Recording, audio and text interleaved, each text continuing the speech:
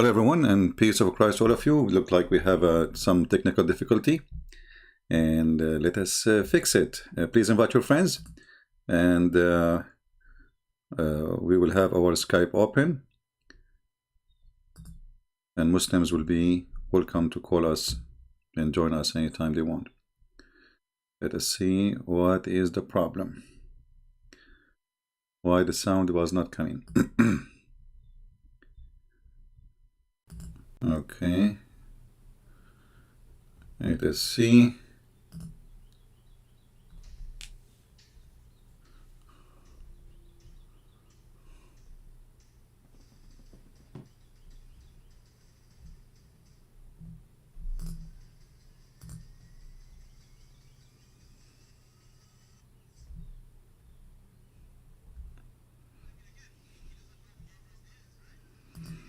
Look like the sound is working now, but we will see what is the problem really exactly. Let us do it again and check it out. All right, let us try now. Come from an Abrahamic. Yeah, all right, now it's working. So we start from zero. Please invite your friends, and we are ready to go. Thank you very much.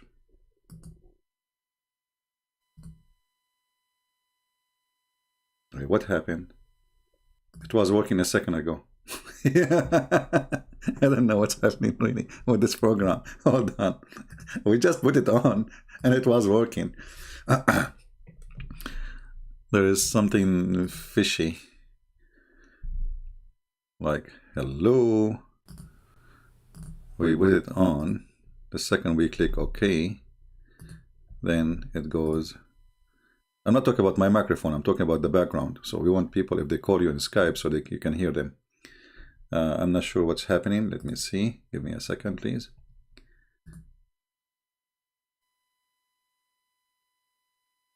Yeah, something not right. And I don't want to restart my computer now. That will not be good. Let us go to the setting of the computer before we start taking calls. And again, our topic today is about if Allah is God or not, and all Muslims are welcome to share with us. Let us see the input, the output, headphone. Okay. Let us try now. No. No sound. Oh, now it's working. Okay.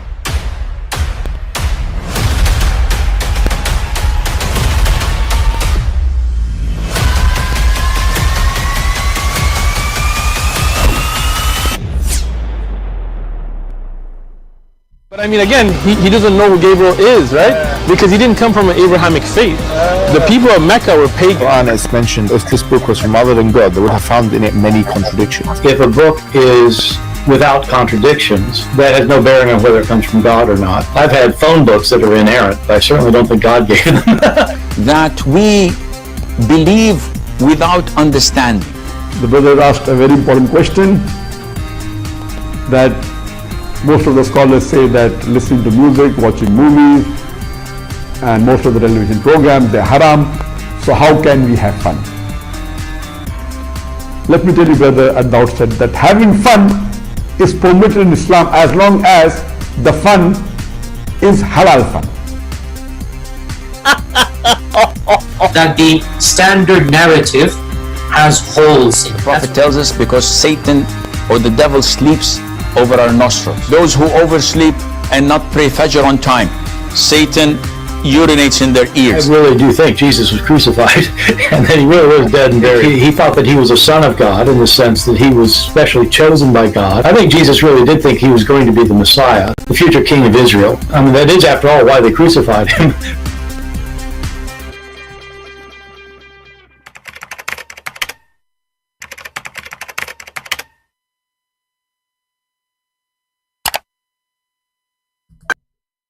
All right. So welcome everybody, and our Skype is open. We will not waste our time. If there is any Muslim would like to prove to us that Islam is from the true God, and Mohammedans, they really have God anyway, which I doubt that any Muslim can prove to us, feel free to call us. Our Skype is open, and we will be happy to hear you. You know, I saw many comments made by Mohammedans in the chat, and the comment is kind of funny. Like one of them says, let me try to open some of them. And please, as a reminder, don't forget to subscribe to the other account, Arabian Prophet, because soon we will start going live there, not here, and we will put this account for asleep for some time. So you better subscribe for both of them if you want to be updated about where we go and to listen to us, if you care. Now, if you don't care, this is a different story anyway. So one of the comment was saying that there is let us see the first comment actually here. This is a Mohammedan. He is saying, hello, I have a question. Let us put it on the screen.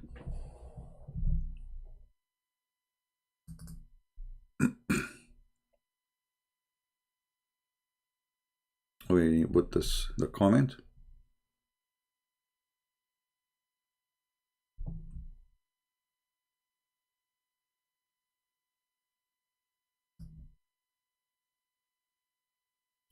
Hello, I have a question about Christianity.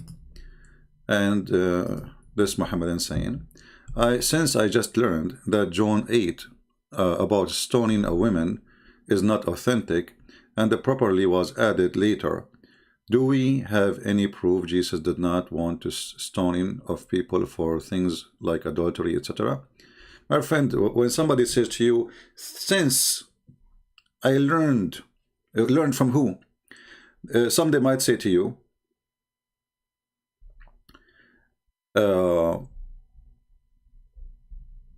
we could not find, like in the original manuscript, a manuscript supporting this verse, but doesn't mean it's not exist.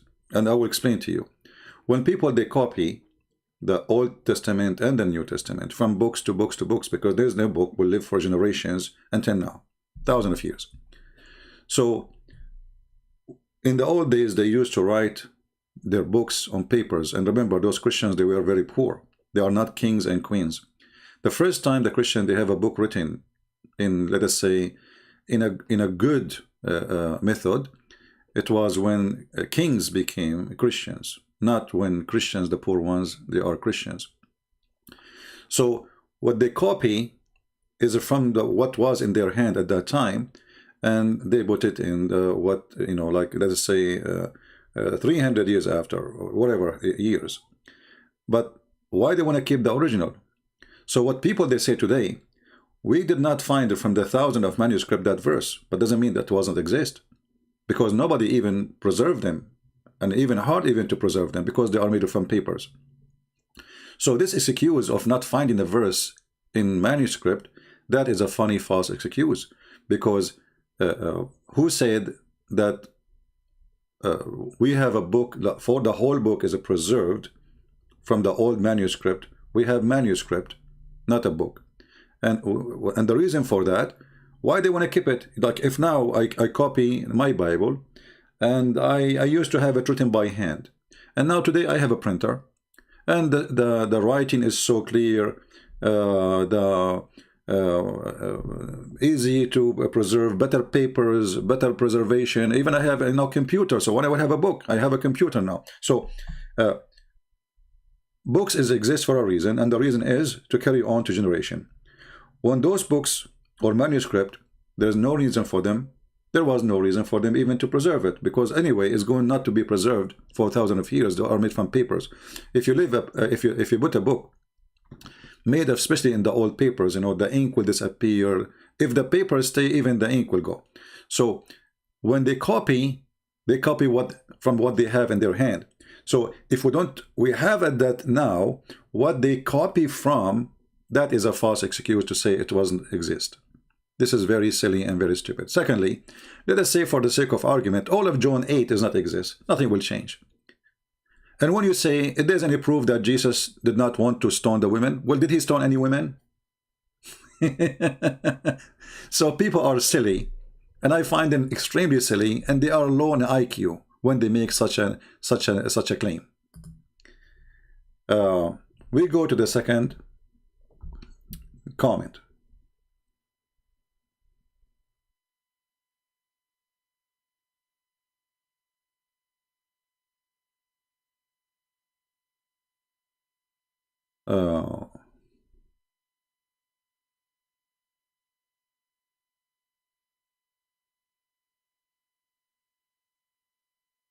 Let us see. A person, her name is Diana, she said, then why all Jewish rabbi call Muslims being from Ishmael? Because they are donkeys. Jewish rabbi or Christian rabbi, doesn't matter. Whoever says that Muslims are from Ishmael, he is a certified donkey. Until he fixes his donkeyship statement.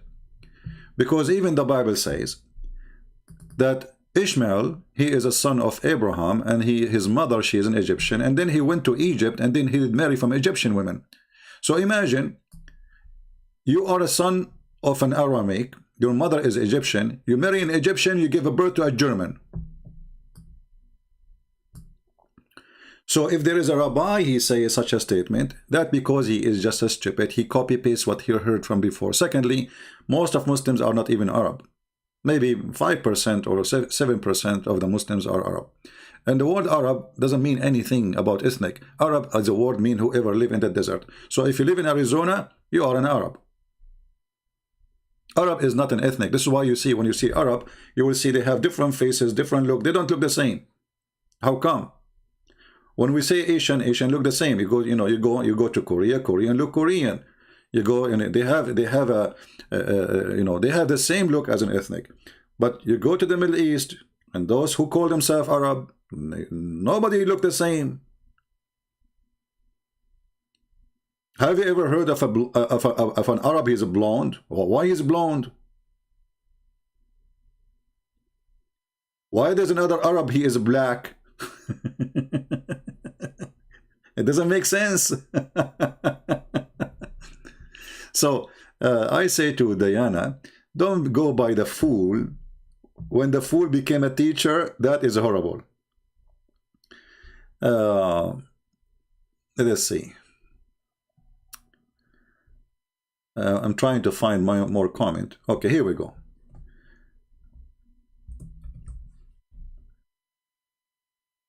The Quran says, this is Mr. Nazarun M.D. Isa. Mr. Nazarun, I invite you to call me, my friend, and we will have a nice conversation together. Look what he said. Quran says very clearly that there is only one God. You know, I like it when Muslims says very clearly. That's the good thing, you know. And Quran, my friend, at the same time, keeps saying we very clearly. So if Allah is one God, and then he keeps saying we very clearly, so he is one we, God. It's a question I give to every Muslim. Why in the world somebody he is one God, he keep calling himself we? Yesterday we saw some answers, the most funny one. They say to us that because Allah, he wanted to be majestic. But this is a stupid. If it's God, he want to be majestic by using we, but this is a fake we. So Allah, he have to fake it to look nicer?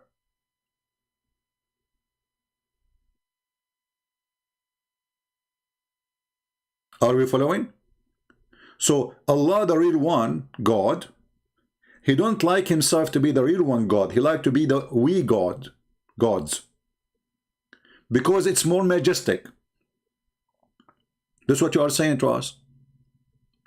And then you say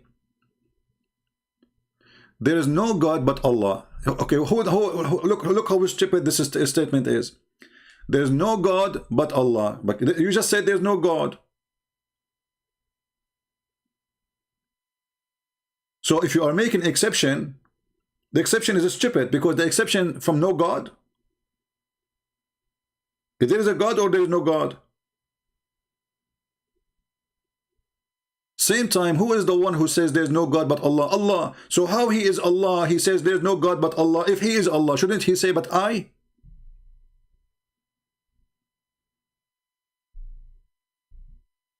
Do your God speak good Arabic? Or he is a guy from India, he came to work in Saudi Arabia, starts saying the word Sadiq. How are you doing, Sadiq? Okay, I'm doing Sadiq, good Sadiq. Sadiq, are you doing good, Sadiq? I'm doing Sadiq, Sadiq. Okay, Sadiq. How Sadiq? I'm Sadiq, you're Sadiq, everybody is Sadiq. Or maybe your God is coming from Turkey. Aman Rabbi Aman. Allah biyakur Ruman. So if this God, he speak good Arabic, then he should not use such a stupid language. Especially you just said that Allah very clearly, he say he's one. I mean, do you see how very clearly it is?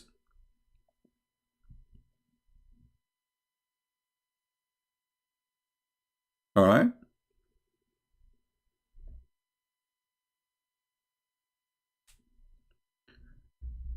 Do we have any Muhammadan would like to call me in Skype? My Skype is open, please feel free. Then we continue the topic. And my friend, don't tell me about other guy going live and he's talking to a Muslim. What I would do with them? First of all, apostate prophet, you know, he is a nice guy, but he's an atheist. And for us, you know, he don't count really as a person who want to teach people about God. He's an atheist. Secondly, everyone, he have his own way in argument. So if you like an argument of somebody, go listen to him. If you like to be here, stay here, and don't tell me there, you know, and there and here. I found that most of people who speak about Islam, they are good in making argument, but they are not good in debate. And that is telling me that they are very short in knowledge. Because you make a short video, make a good argument, but the second we start asking questions, you don't know what to say.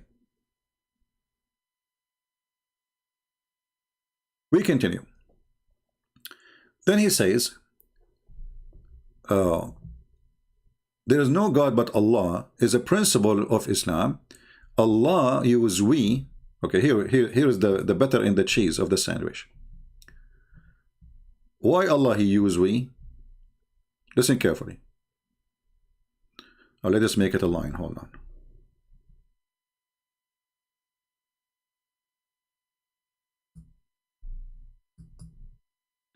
Why Allah he use we? Read carefully, please. Allah use we cause to mention he is third person.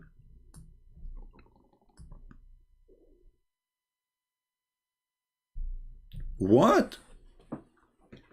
Allah use we cause to mention he is the third person.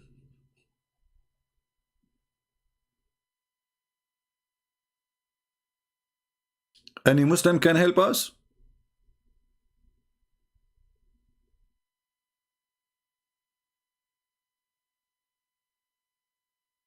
Do we have any Muslim? He have a comment. Allah he use we cause to mention he is the third person. So who is the other two in we? And look what he continues saying. Look at ayat 105. I don't know what he mean by 105. Maybe he mean chapter 105. I don't know. Talk to Muhammad about people. This is referred to the second person. So Muhammad is the second person. So Allah he say we, he mean Muhammad too. Okay. So Allah is the third, Muhammad is the second, and then about the people, and this is referred to the second person, and you refer to Muhammad as the first person. Anyone understand what is that? I mean, who is the second person then?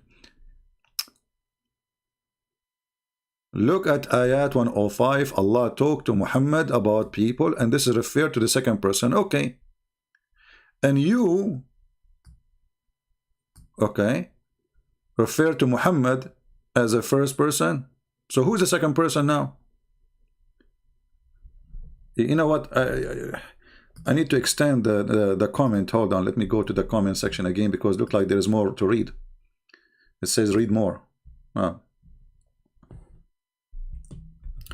Let us copy the whole comment. Here, by the way, you notice how much confused those Mohammedans are. Extremely confused. They have no idea what they are saying. They are trying. It's like somebody. Do you remember the guy who called me with the duct tape? The guy who keep duct taping Allah and duct tape Muhammad? To the point, Muhammad, he have no mouth, he have no lips, he have no nose. Duct tape is all over the place. This is duct tape. So, to Muhammad about people, this is referred to Muhammad as a second person. So now we have Allah as a third person. Muhammad is a second, is as the first person. But here in the beginning he says the second person. The speaker says, and I, and sometimes says we, also use that our conversation, nothing is weird, proceed. My friend, your answer is the most weird proceeding answer ever. And then he said, my question, who is we and I in the divine of a Trinity? Can you answer me? I'm waiting for your answer. Okay. Well, Jesus said, me and the Father is one. So we believe in Christianity, we believe in unity. So there's one God. The one who saw me, he saw the Father. For I am in the Father, and the Father in me, and I and me and the Father is one. And when God, he say we Christian believe in Trinity. So here it's not a fake we, it's a real we. So when God, he says us, not we actually, us,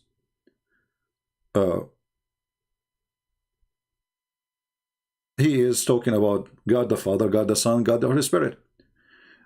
You Muslims now trying to find a replacement for we, speaking about Allah, speaking as a third person. But why Allah need to speak about the third person if he is the first person? Is Allah weak in knowledge? Is Allah weak in language? Is Allah trying to copy the Arab so he can be respected by the language of the Arab? Is that how God he earned respect? By calling himself we? Because if what make God more respectful by saying we, that's mean it's not fit for Allah to be one. Because as you see, it's not good for Allah to be one. He like to be we, so he can earn some support and some respect and more worshippers. Look like if Allah is one, he is not going to be respected by the Arab.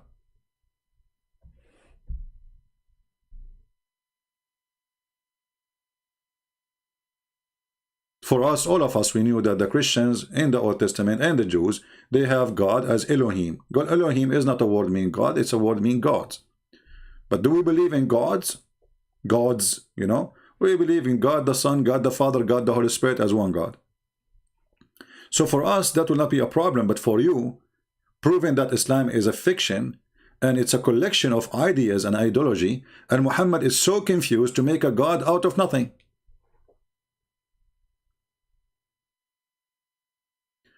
Do we have any Muslim would like to call me in Skype and tell me anything to prove to us that Allah is God? You see, in the beginning and the end, I don't care if Allah is 1 or 2 or 3 is 4. This is actually a very silly idea. You know, when the Muslim, they speak about being proud that Allah is one, who care? He is one idiot. We have one like him in the White House. Your God Allah, the idiot, did not remember that he have a name. It's called Ar-Rahman until Muhammad became in the half of his mission. Suddenly Allah, he told Muhammad that my name is Ar-Rahman. So why Allah did not tell Muhammad my name is Ar-Rahman from the beginning? He forgot about it, and suddenly the name of Ar-Rahman appear everywhere. And then we open the Quran and we will find in the front of every chapter in the Quran, Bismillah ar-Rahman ar-Rahim. But your God did not tell Muhammad that his name is Ar-Rahman until Muhammad almost dead.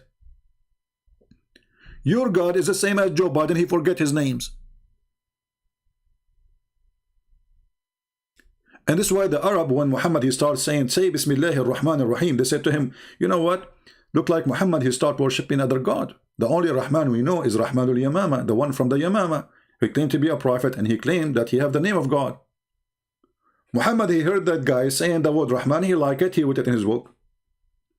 And then Muhammad, to explain why he have it, If you read the verses in the Quran, you will die laughing. Let us go there. Do you like to die laughing or to stay alive? I don't want to die before Christmas. Come on.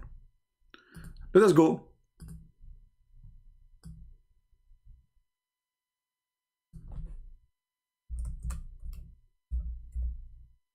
No, we are typing in English again.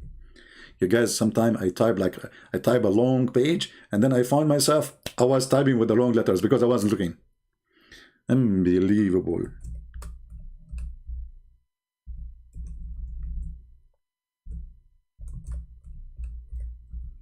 Don't do that.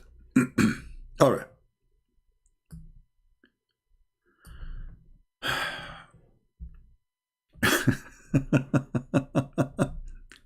Chapter 17, verse number 110. Read with me and laugh. I want Muslims to explain to me how in the world this has happened.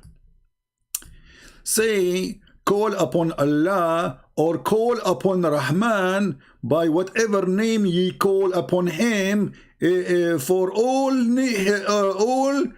for him belong all the most beautiful names. Like, what the heck?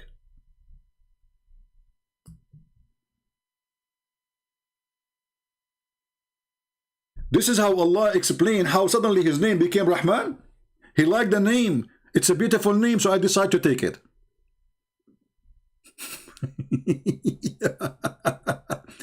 All a beautiful name belong to Allah. Hey, I see a woman there. Her name is Monica. Hey, Allah, do you like us to call you Monica?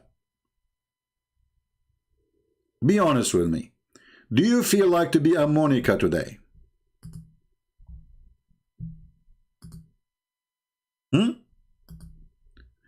So how Muhammad, he have a new name of his God.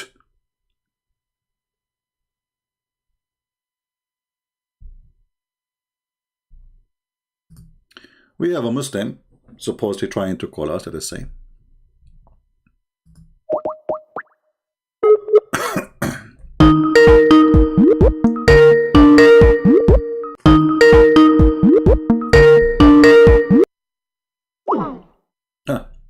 He want to refute me, but he is not available. I mean, and the call declined. I mean, this guy, call me CB, I can refute you. We called the guy, it says the call declined. Call me CB, I want to refute you, Mr. Omar. Hey Omar, what happened? Let's call you again.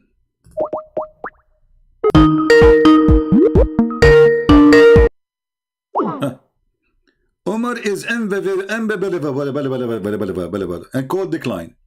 What a potato kid. Let me block you. Take care, Abdul. May Ar-Rahman bless your testicles because you have big ones. To the point you don't dare even to take a call from me.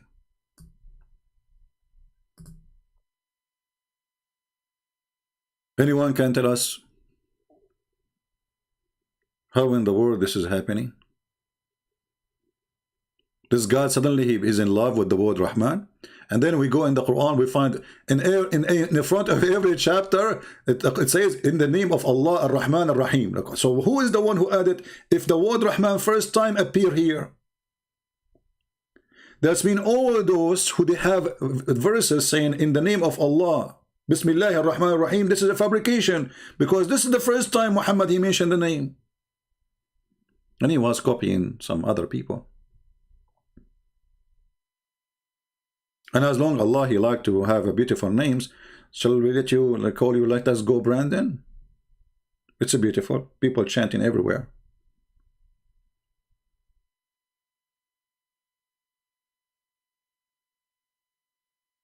Do we have any brave Muslim? He can make Allah survive from drowning. Allah is under the water and there's too many holes. And the water is going inside him left and right. Who is going to call us and use duct tape to stop the leak?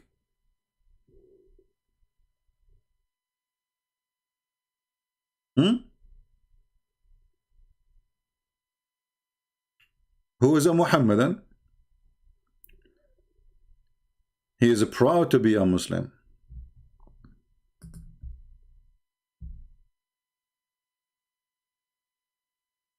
we have a Muslim here is giving us a very good argument. It's good argument for ducks in the ducks words. Just to show you how. This is a Muslim. He could not answer us about anything we say in Islam, so he decided to switch to the Monica mood. Sorry, Monica, I'm using your name. I stuck with it. ABS Dula saying, I like this as ABS. How can you say Mecca is a pagan while Christians stole Easter, Ostara, Christmas, Yule, and All Saints by Samahian?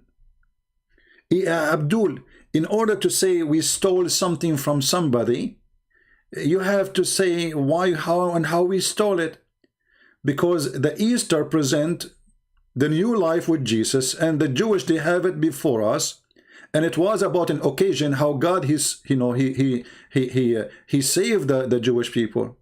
So when you say we stole it from somebody, and you mention to me stories have no connection whatsoever, proving to us that you are a stupid idiot. Secondly, the word Christmas. Do you see the name? It's called the Christ Mass. So this is a day of Christ. How in the world we steal with someone, his name is Yuli? Say hello to Yuli, by the way. Because in that day, we don't mention anything about Mr. Yuli. We mention only Jesus the Christ, our Lord. That he come to the earth to save us. Stupidity is amazing. By the way, don't forget to say hello to Yuli. I miss him. He used to work as a driver for me. How is Yuli doing, by the way? I had not seen him for long.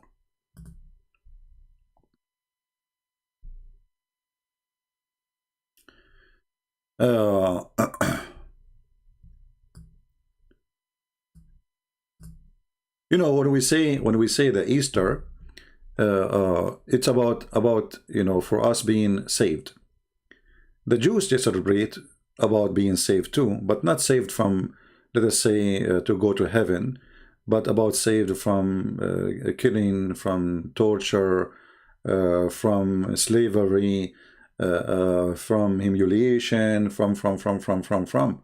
So they celebrate the grace of God upon them. For us as a Christians, when we celebrate the Easter, we are celebrating the resurrection of Christ and how he overcome death by death, proving to us that we will do the same too. We are going to overcome death by death.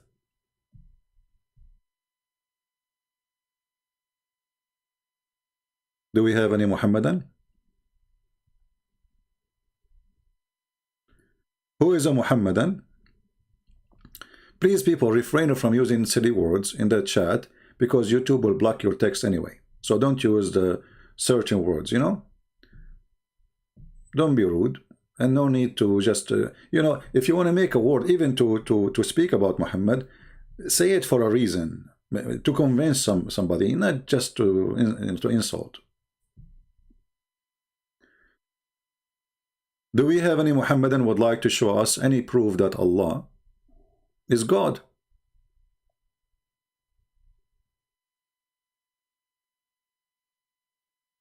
The verse in the front of us, by the way, Muhammad is copying the Old Testament, that the people of Israel, they will be gathered from around the world, and this is the promise of the Holy Land.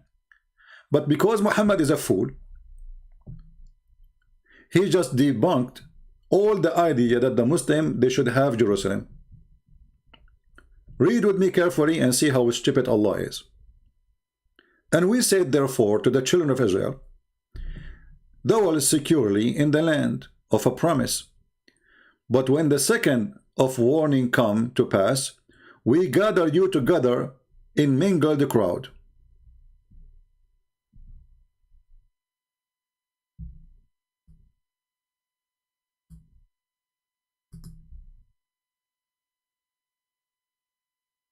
Right?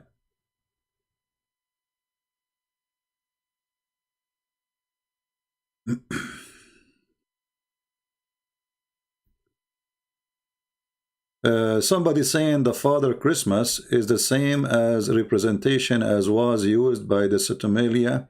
My friend, all of this is a stupid talk. Why? Because celebration is what it's meant. It's not what you think. So when the Christians, they celebrate the birth of Jesus, obviously they are not celebrating anything of what you claim. And you are just being a certified idiot, trying to find an excuse. When we Christians celebrate the Christmas, are we celebrating any of what you are claiming to be pagan? No. We are celebrating one person. His name is Jesus the Christ, our Lord. So stop being foolish and trying to find an excuse. You hate Christmas because Christmas brings happiness and make people see Christ as a joy. Otherwise, I challenge you to tell me how in the world the Christmas is stolen from somebody else when it is a Christmas, it is the day of a Christ and have nothing to do with anyone else. If you want to say to me that the date before, it used to be, as an example, to worship the sun. So what? We replace the pagan God by the true God. So instead of worshiping the sun in that day, we worship the Messiah in every day.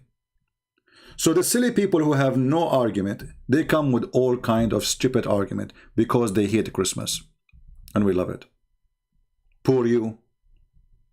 What do you do for Christmas? Be careful, it's a pagan day. I advise you to hide under the blanket. The pagans are coming. Tiki, tiki, tiki. Santa Claus is coming to your door. What you will do, Mr. Theodore?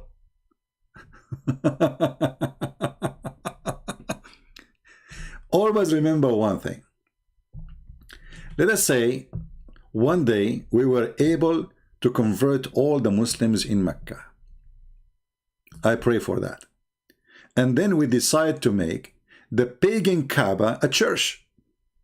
Are you going to say to me that this is a pagan place? We will laugh at you. We will laugh at you and we will give you a title of a monkey who claimed to be a donkey. But in the appearance, he is just a mule, and he is out of a fuel. So desperate, so silly, so stupid, so naive. Don't get married. Your wife, she will leave you, trust me. She will run with the turtle, because a turtle is smarter than you, and he's faster. Remember, a male turtle, unless she is lesbian. Do we have any Muhammadan want to say something to us? Anyone?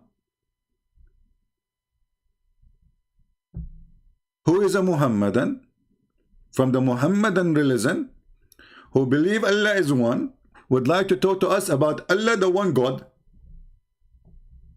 There's no Muslims. Shall I call Zakir Naik? Taradam, taradam. Taradam, taradam. Taradam, taradam. Taradam, taradam. He's not answering, sorry guys. I mean, that will take forever. Taradam, taradam. Taradam. Like what? Exactly. Come on. There's another place. We are not going to spend the day making tararam, tararam. That's not nice. I mean, come on. Zakir Naik, say something. Something.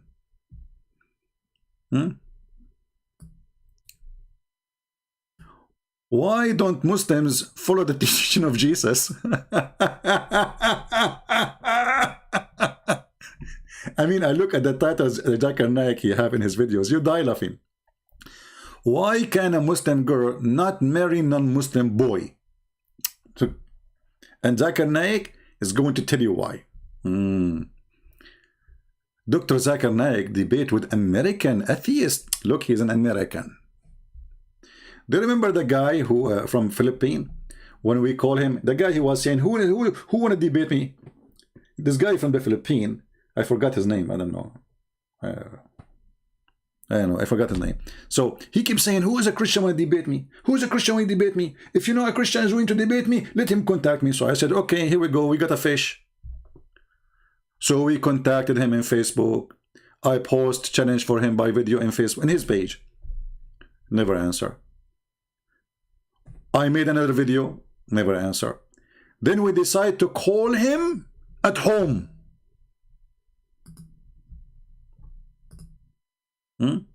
They call him. I don't call people, by the way. One of those who they are watching, he said, let me call him. He lives in the Philippines. Anyone remember his name? I forgot his name. Because we can search for his video. The guy, he said to me, I debated real American. You are not a real American. You have accent. In the sun, yeah. In the sun.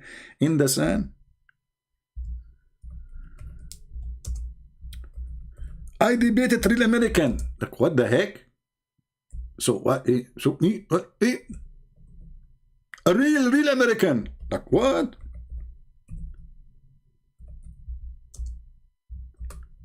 Are you sure? I was like, you know, like, what the heck? He debated real American? What? Brother, you debated real American? That's deep.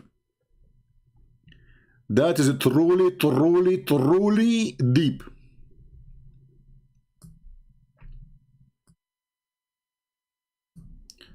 So this guy, he keeps screaming, who is a Christian want to debate me? I challenge all Christians to debate me. Who dare to debate me?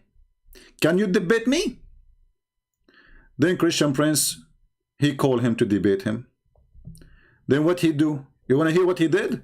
Let me play some of it for you.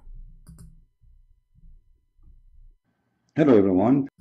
Oh, this is not the original video. Hold on. Let us see the original video. Where is the original video? Oh, hold on. The seed and the sun.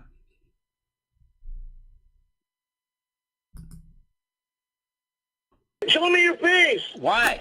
Show me your face. Give me your name. Christian, Huh? you don't want to... See, you want to be known by people. That's why you want to debate me. And you accuse me of a lot of bad things. If you're a Christian... Guys, you want to debate me because you want to be known by people. We never heard of this guy before. And I am the one who need to be known by debating him. Show me your face. Show me your face. Like, what the heck? Why those people are obsessed with my face? Show me. You. What happened to the brave man who debated, want to debate, who is a Christian, want to debate me? The second he say Christian Prince in the field, he have poo-poo in his panty. If he's wearing one. Show me your face. Why? Show me your face. Give me your name. Christian, Huh? you don't want to... You want to be known by people. That's why you want to debate me. And you accuse me of a lot of bad things. If you're a Christian, if you... Accuse me of a lot of bad things. Will you keep saying to them, donate for me, donate for me, donate for me? I am debating the Christians, donate for me, donate for me. So obviously you are just a fraud. Because if you are collecting donation, claiming that you are the one who can refute the Christians, and when we come to you, you run away, obviously this is a scam. When the Muslims, they donate to you, at least do what you promised them to do. Debate the Christians. Here we go, we came to you. What do you do? Barbecue? You are Christian. If you're a good Christian, you will not be like this. You accuse me a lot of things. I accuse him to be decent. He got upset. I said, if you are decent, debate me. He got upset. Never say that to our sheikh. That is an insult. Because he's not. You know that he will not debate you anyway. So he's not decent. Why? I'm not doing this for money, my friend. How come you accuse me of everything? Nobody accusing you nothing. You want to debate? No, you accuse me. I read. Someone sent me your message. Why didn't you answer? Me a lot of things. Why didn't you answer? How can I, brother? How can I? So look. Look. I have debated an American here. You want to see it? I'm not. I debated a true American. A true American. Born American. Born American. Unlike you, you're not American. Because. Not like you, Christian Prince, you are not American. Muslims are not racist. They are not. I debated a true American. A true American. Who is here a Filipino? I love Filipino people. By the way, Filipino are the nicest people ever you can imagine. I love Filipino people. They have really a place in my heart. They are wonderful people. I mean, you can go to any country in the world, you will not find nice people as the Filipinos. When they talk to you, they speak with respect. You know, they are very polite. For sure, there's bad and good everywhere, right? But I can say like 90, maybe 97% of the Filipinos are amazing, wonderful people. I love them really from my heart. But do the Filipinos deserve this? Frauds? No, this is not my voice. It's a guy who called him. He lived in the Philippines. You know, he called him by phone because he have his phone too. He says, call me, like hello. I don't call people. I call them by Skype only. I never call by phone. So a person who is in my program, he called him and he put me in, to speak with him. Right? Where is this? Where is the sheikh? So all of them, they are sheikh. The second they appear in front of Christian prince, they turn to shakuka. Yeah, what he meant by true American, he meant a blonde, green or blue eyes. And those are racist. The Muslims really are racist. They always think highly of the white man. Muhammad, the white man. If you watch videos about describing how white Muhammad is, Muslims in YouTube, they have tons of videos about the descendant of the Prophet. The descendant of the Prophet. All of them, they are redhead people. Let me find you a video. Hold on. This is a very racist cult.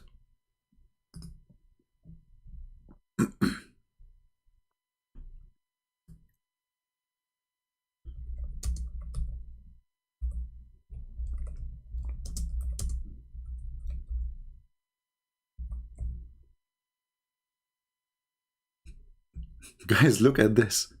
The descendant of a Prophet Muhammad. Take a look. Extreme red head white people. They are not only white, they are extreme white to the... Are you taking a shower with the Clorox? I mean, they are out of color, totally. Those are the descendants of Prophet Muhammad.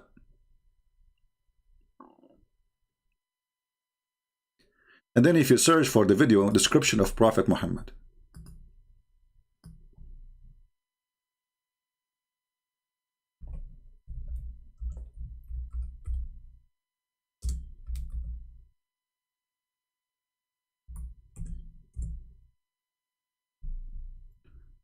brother, are you ready? Now you will hear how pretty Prophet Muhammad was. He was the most pretty girl ever you can imagine. He's so pretty. He's so white. You like white? Do you? Don't you? Be honest with me. Looked like I saw a man of striking appearance. Striking. ظاهر الوضاء أبلج الوجه radiant face حسن.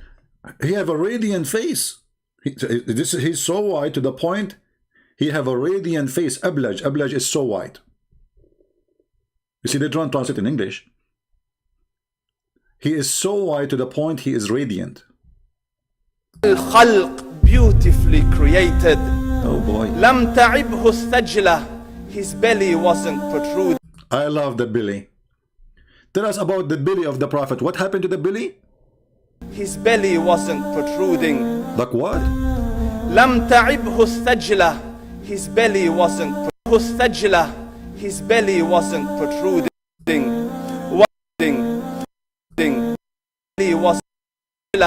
His belly wasn't protruding. Have you ever heard of a religion?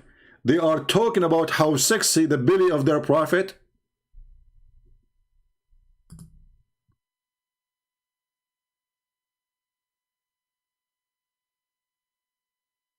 Your Prophet belly was so beautiful. I'm really thinking to convert to Islam now. Is that your Prophet, the belly, the cable guy? his belly.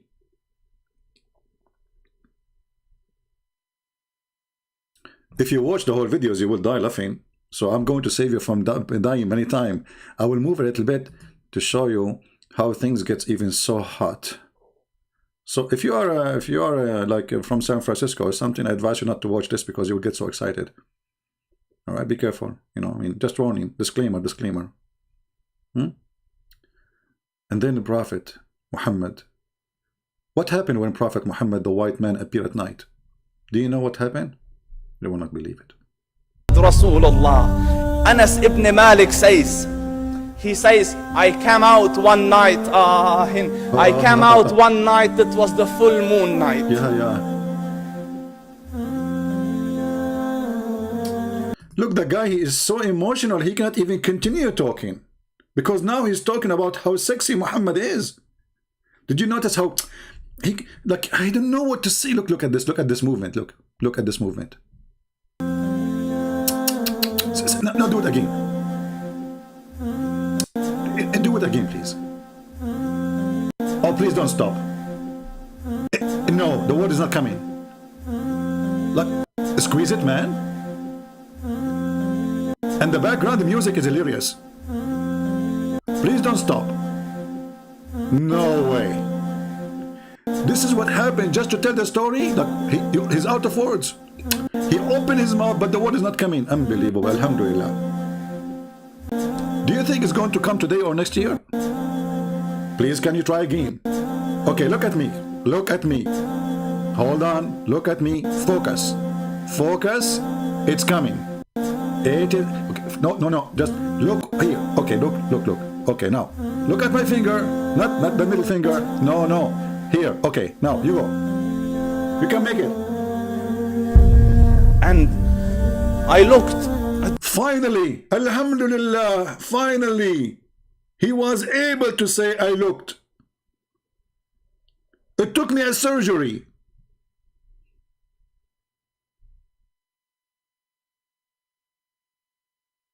I mean, do you see how difficult to describe the Prophet of Allah because he is so pretty? I look at the... and now he will cry. Not only he like, look, he opened his mouth now, he will start like, it's so emotional. I looked at the moon, and in the desert, understand, the moon is an awesome sight. It is smooth. It is radiant. It is clear. It is gentle compared to the scorching sun at which they are used to. So the moon was the epitome of beauty. So now we will compare the epitome of a beauty with the most beauty person in the world, Prophet of Allah. So he says, I came out at a full moon night and I looked at the... Look, hold on. We have to stop here. Guys, we have to take a break. What is the video of commercial break? I need to find it so we can play it. Commercial break. I mean, we should make a commercial break about if you like to be beautiful with makeup. Like, what? Commercial break.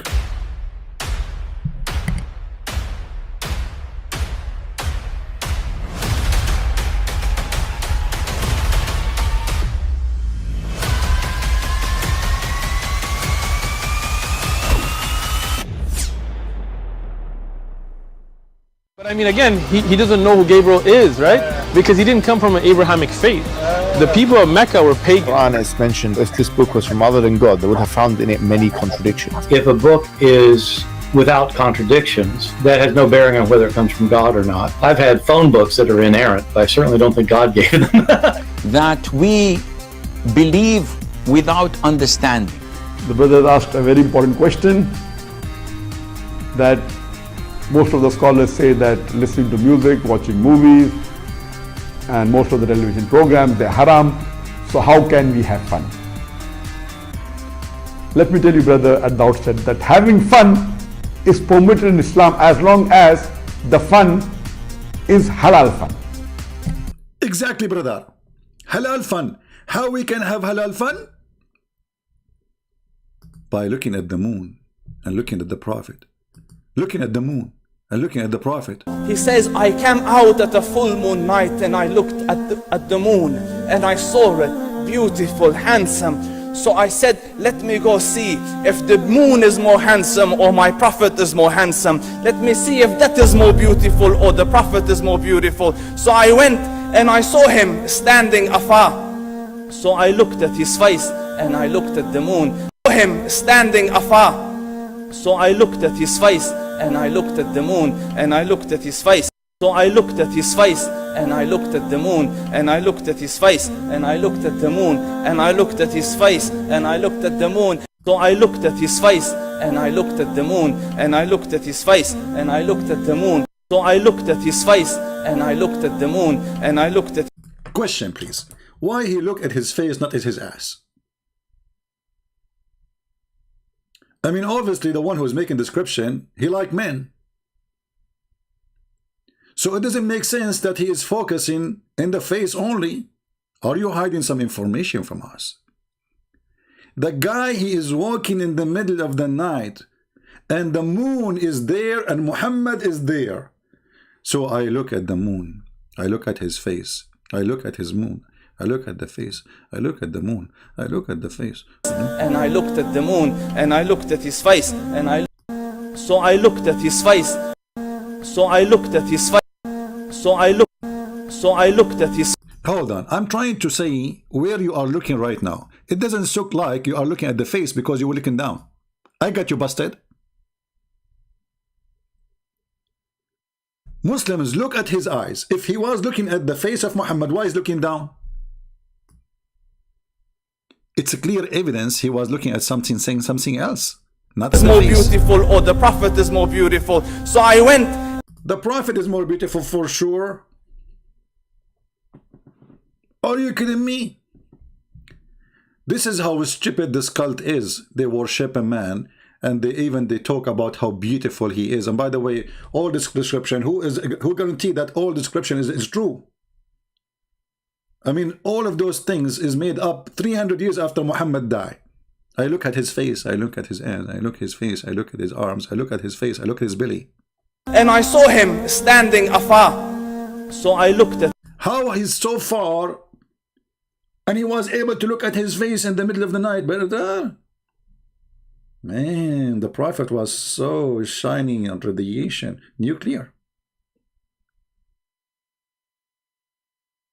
Nuclear.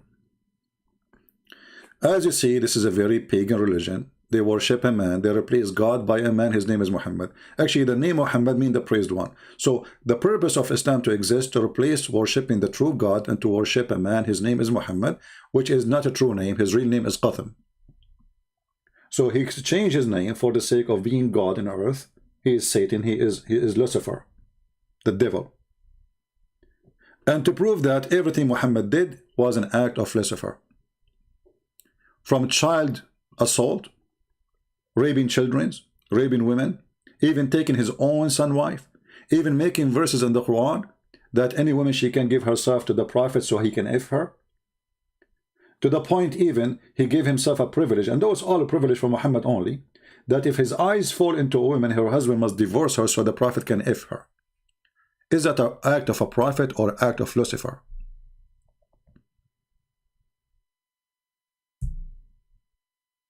Somebody saying here, do you think that Muhammad was LED face? I think so.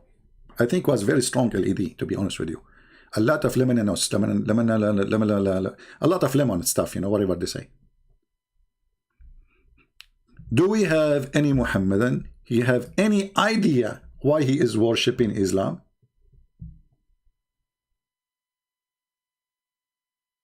Aka Muhammad? Any Muhammadan?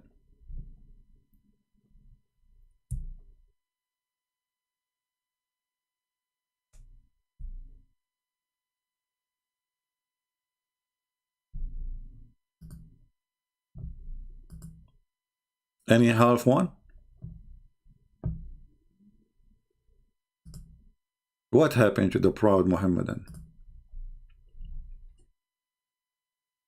Are you Muhammadan afraid that if you call me you will leave your religion? Prove me wrong. that you are not afraid from such a thing?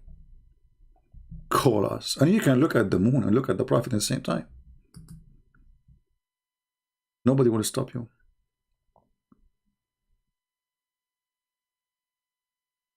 Bani Muhammadan, Mayday, Mayday, Mayday.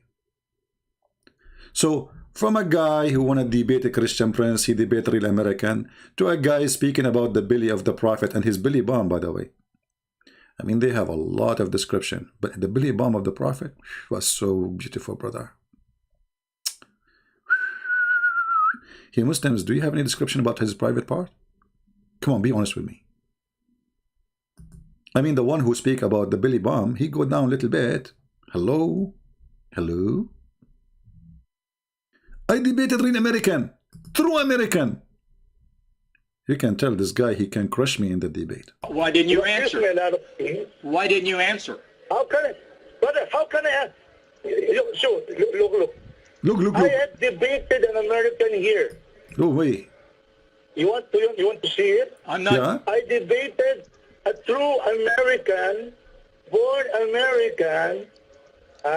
Unlike you, you're not American. Because you have an accent. Well, okay? why don't you want to debate Christian Prince? I will debate you. My condition is I want to see your ugly face first. I want to see your name. Look at this. He want to see my ugly face. This guy must be a prophet. How he knew that? Did you hear it, Muslims? How in the world he discovered that I have an ugly face? Obviously, because if I don't have ugly face, I will be able to put in my camera and everybody can see how handsome I am. And then the Muslim, they will speak about my belly bump. He want to see my ugly face. Why you want to see my ugly face?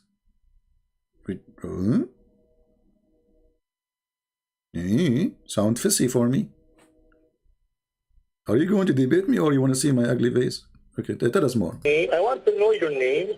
We will arrange everything. I debated there are at least 3 times I have experience in palto. Okay? Okay. But we are speaking to you in the phone. What paltok? I mean, we call you in the phone. Here we go. This is start. So what those potatoes, Abdul, they start now debating about how to debate, but they will not debate. And they refuse at the end to debate anyway. We are calling him by phone. It's not a paltok no more. So they will not do it.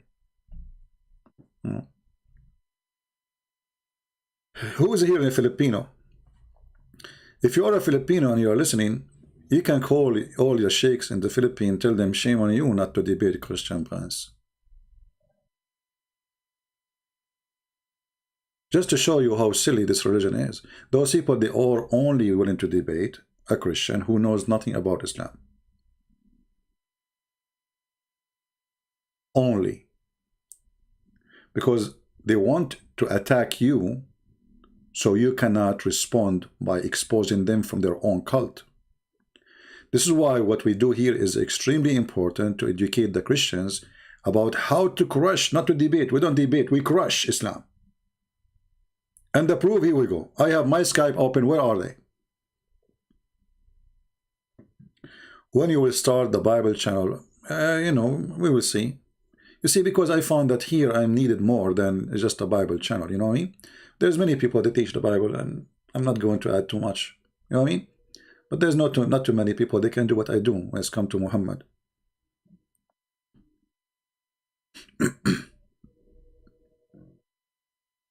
Do we have any Filipinos here? If you are a Filipino, call the sheikhs in the Philippines and tell them, you know what? I have an offer for the sheikh in the Philippines. If you call me and you win, I will give you 10 balut. Once I was in the beach in the Philippines, and there was a guy behind me standing in the middle of the beach. There's nobody there. It's only me. And he was standing here bicycle. He says, balut, balut. Like I said, what the heck?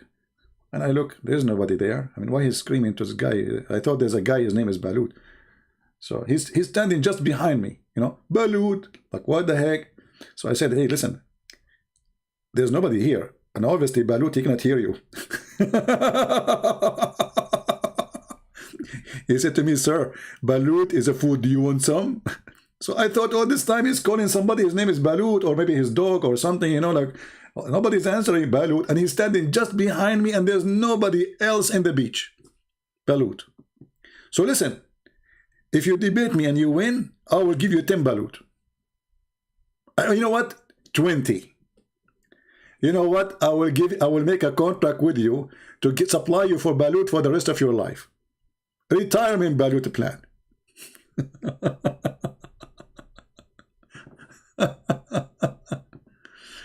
Oh boy. Do we have any Abdul? Anyone? Nobody? Nobody want to have a balut? What the heck? We are out of tricks. We're trying all the tricks. Let us see this guy, if he is decent. Hello? You Muslim women are full of AIDS. Hey, now I wanted to... Hey Abdul, see, when you Muslim, you say to us that we Christian full of AIDS, I respond to you. And the truth is that number one, sex tourists in the world are Muslims who go to Thailand, who go to everywhere for the sake of sex. So when you accuse the Christians that our women, they have AIDS, I respond to your stupid statement. Coward, son of Muta. Christian women have AIDS. So who is number one tourist in the world for sex? Muslim men. And what Muslim men they bring with them when they go home? AIDS. And they will give it to who? To Muslim women. So when your sister, she say, Christian prince, you are single because all women, Christian women, they have AIDS.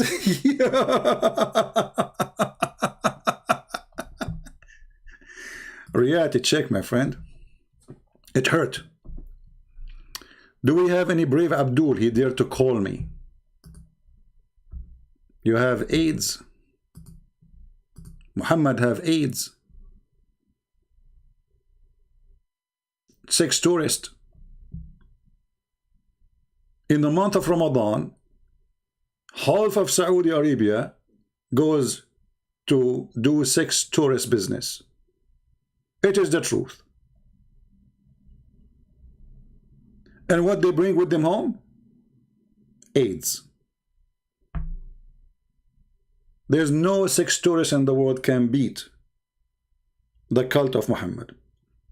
According to Fox News, which is according to Google, Pakistan should not be called Pakistan, should be called Pornistan. Why? Because it is number one country in the world.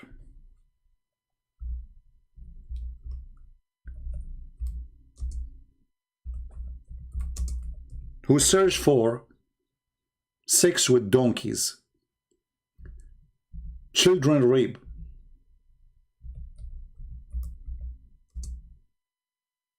Let us show you.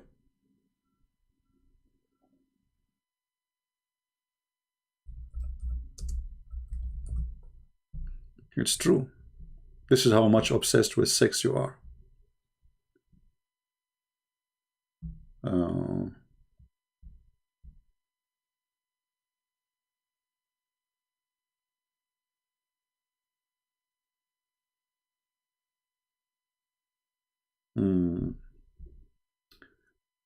Let us see the news.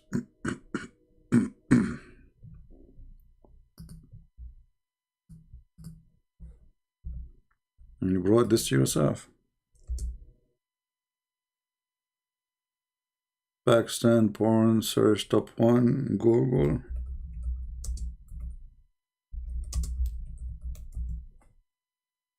Here we go. Brother, is that true news or fake news, brother?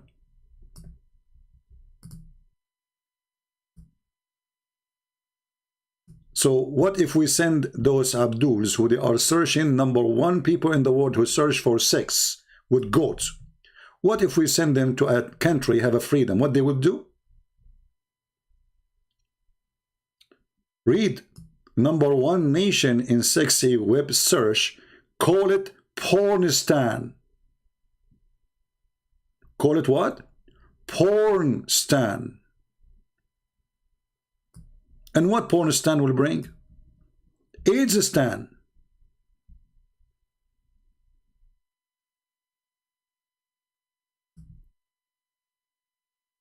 You won't find a strip club in Islamic countries. Most Islamic countries have certain dress code, said Gabriel Said, professor of Islamic studies. So here is the irony. Google ranks Pakistan #1 in the world who search for pornography. And what they search for? I wish they search just for pornography. Top dog per person for horse sex. For what? You search for horse sex, which means having sex with a horse. Donkey sex. Rape pictures. Rape sex. Child sex. You know, Christian Prince is, insulting Muslims. I'm not.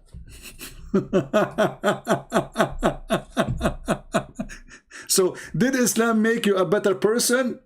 Or you became a sex addict and you go to other countries just to have sex and bring AIDS with you? It's the truth.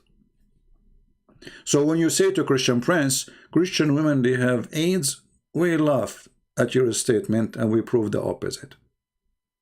Live with it. Followers of the Mut'a Prophet. And by the way, if there's any proof that Muhammad himself did not die from AIDS, let me make it simple for you. Muhammad in the end of his life was really sick for a long time. Very long time. Now, the hadith says that Muhammad, he died because of a poison. Right? This is what the hadith is saying.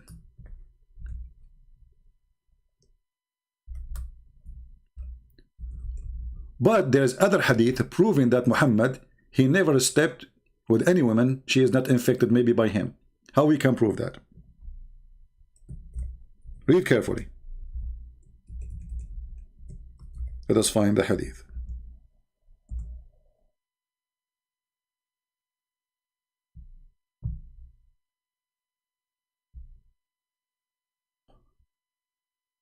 Read carefully. This is Muhammad describing the water of the women in their vagina of all the women he slept with, saying the following: the water of the man is white and thick, and the women water is thin and yellow. Now I want the Muslims to go check and tell me why the women Muhammad he is sleeping with, all of them, they have a yellow water. What is that exactly? That happens only if you have a sexual disease. Prove me wrong.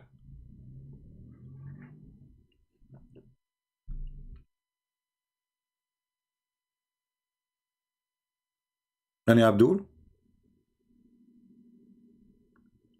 Why all the women Muhammad he slept with? As you see, Muhammad he is giving definition for women water. So he never saw a woman water, she don't have a yellow water. Where in her vagina? We're not talking about water of you spitting, or this is a water he see in the vagina. Isn't it, this is a sexual infection? You can go right now and search for yellow color in your private part as a female. And you will see that this is sexual infection. And if the women she have it, that means Muhammad he have it. Correct, guys? If those women who Muhammad he sleep with, they have it, that means Muhammad he have it. Because simply sexual infection will happen for both. The one who slept with and the other one who is a partner.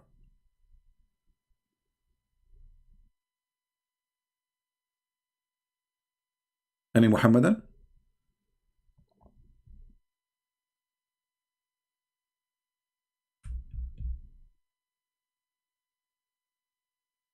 So why you get upset for saying the truth? So you accuse us with things, we got you busted, and you go cry, Christian Prince is saying this, I say that as a response for your stupid assault in Christian women. And look at you, here we go, you're a prophet, all his wives, they have either STD or whatever STD, AIDS, I don't know. What they have. And obviously Muhammad, you have it too, because he's sleeping with them. And look how smart the prophet is. And Muhammad, he continues saying, Muhammad is a person, he can't stop making poo-poo from his mouth. And then when he say, the water of the man is thick and white, and the women water is thin and yellow, whichever of them comes first, the child will resemble the parents. Isn't it, this is so deep?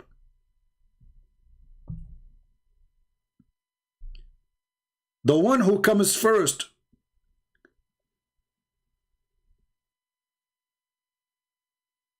he decide how the baby look like, boy or a girl.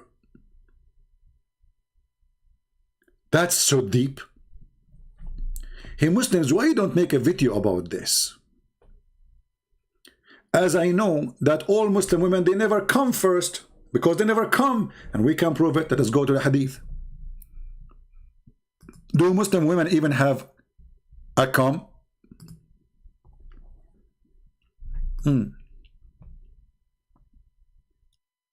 Read with me and love.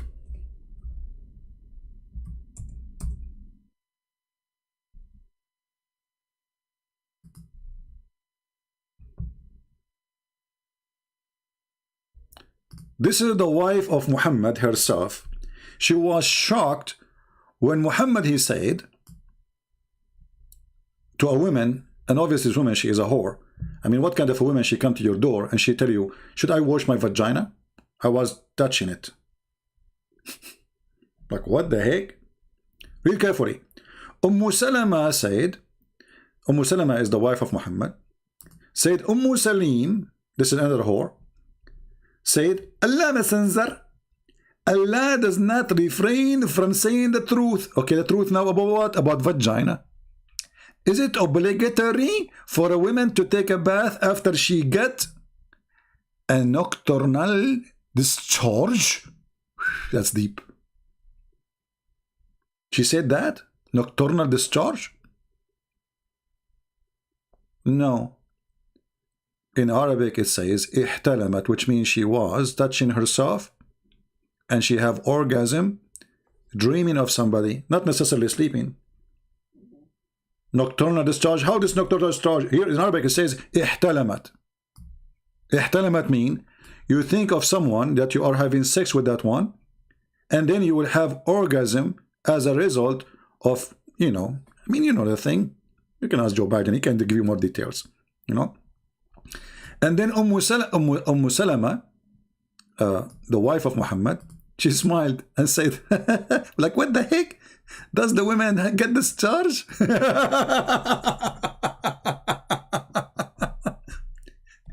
This is the wife of Muhammad. She never had discharge. Look like the belly of Muhammad did not make her excited. Hey Muslims, why the wife of Muhammad never had discharge? Was Muhammad doing it right in the bed? She never. And she is the wife of Muhammad.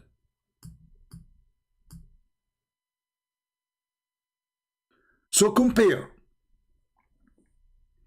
Muhammad, he is a fool. He don't understand that this charge of a woman is not a sperm. He think it's a sperm. So the man have a sperm, it's white and thick. The women have a sperm, it is thin and yellow. The wife of Muhammad, she never have this charge, and this is why Muhammad, he think they don't have babies. And whoever of them comes first, the child will resemble the parent, which means the one who comes first. And this is the prophet who Muslims, they worship as a prophet of God. Who told them this information? Allah. How come this information is stupid? Anyone?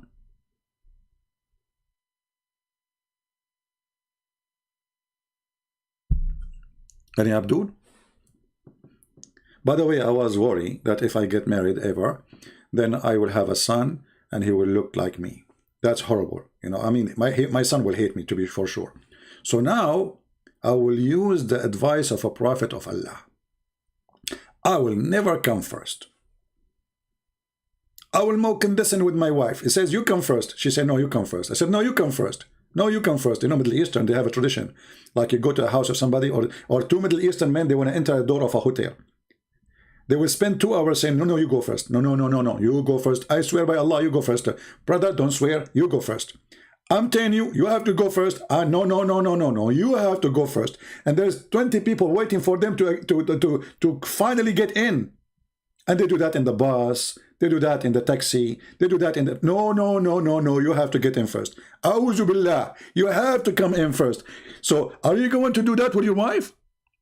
Hey, my wife, you come first. No, honey, you come first. You idiot. If I come first, the baby will look like me. Do you want your son to look like me? Honey, I love you. I don't care. You look like you or not. Still, I love him. Like, don't be stupid.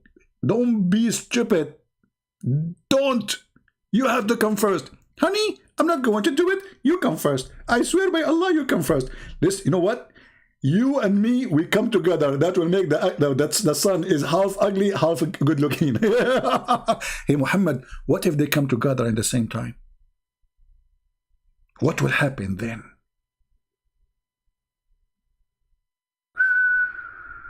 That's deep. Come together. He will be, look, in the other hadith it says, فَقَدْ أَذْكَرْ, which means become a boy. So if we come together, he will be a transgender? What the heck?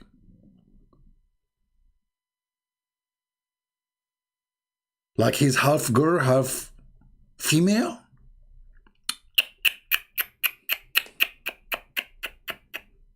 Do we have any Abdul?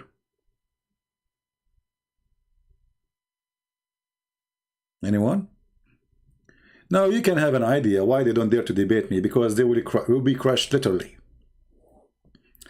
Literally, they will be crushed. My Skype is open. If you are a Muslim who have a long beard, I prefer long beard because I want to dry my hands.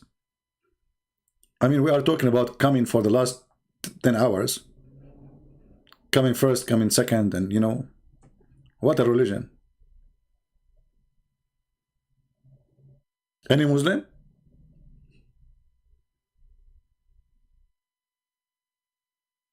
We have a Muslim, his name is Mahfouz. How are you, my friend Mahfouz? Do you like to call me, my friend? Anyone? Who's a Muslim who like to call us? Anyone?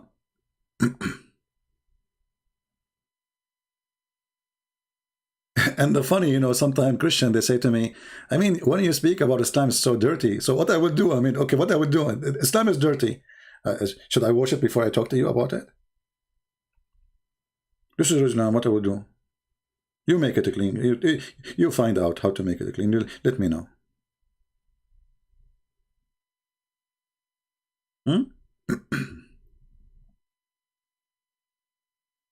Do we have any Muhammadan would like to call me? And I'm not going to ask you a question. You call me and tell me what you think about Islam. Anything you want. Forget about what you see on the screen. It's very dirty, man.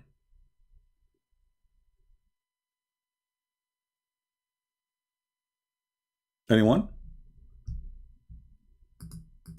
Who is here for the first time? If you are here for the first time, I warn you. You will become addicted. You will come always here. Oh, hold on. You will come here, not the come we are talking about here in the website. No, you will come as like, let us fix it, okay? You will come here. I don't want now the Muslim to say, oh, if this is the case, because then the Muslim, they will come. If this is what they think no, Muslims, I did not mean that. I said you, let me type it for you. Oh, I'm typing in Arabic again. Unbelievable. You will come here again and again. Okay? Come. C-U-O-M-E. Unbelievable. You cannot speak freely these days. I mean, people have dirty mind, whatever you say. Unbelievable. I hate you all.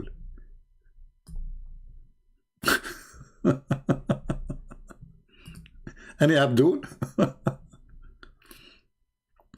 So if you're on here for the first time, you will come again and again and again.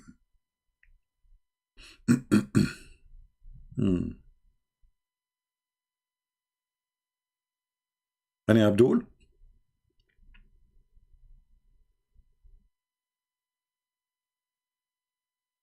Be honest with me. Be honest with me. How many of you like listening to this guy Christian Prince who speak very funny English?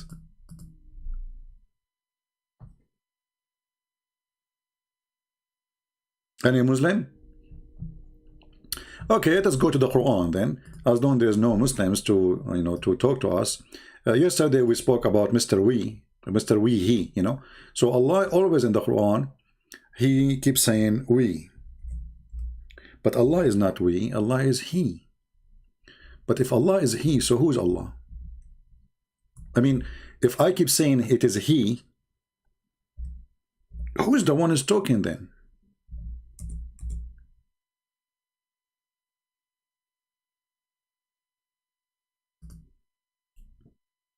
Allah is a very logical God. He say, if ye are in doubt in what we have revealed from time to time to our servant. I love it when it says from time to time. What is that? From time to time? Doesn't continue?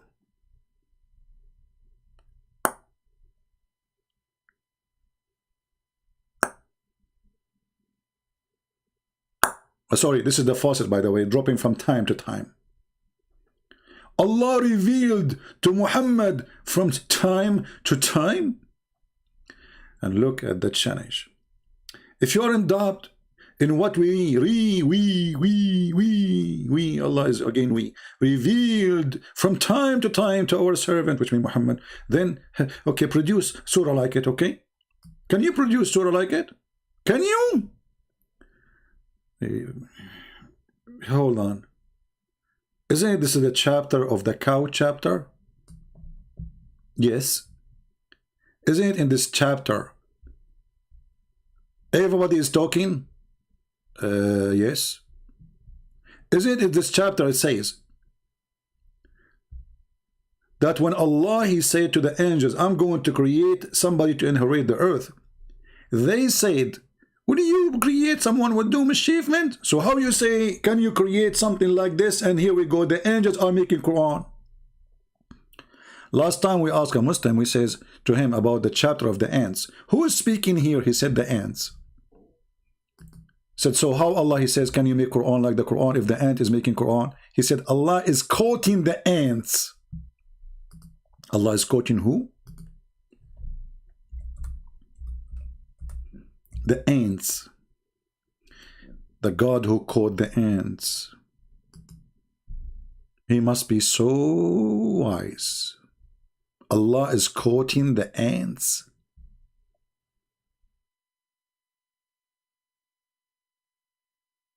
So the ant is making Quran.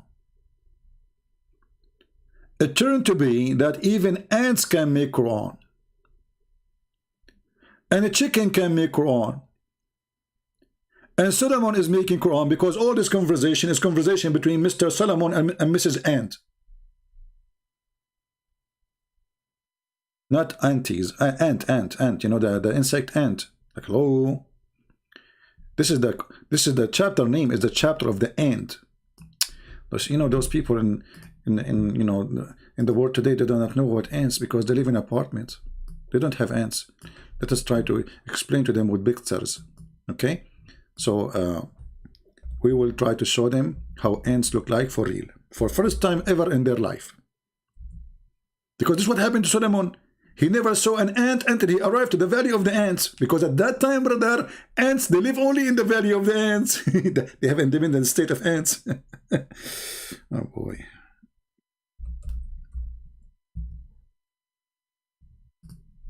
Okay, thank God I was able to find an ant. I thought they disappeared. I mean, because they became a rare species, you know, because everybody, you know, there's no ants no more these days, you know.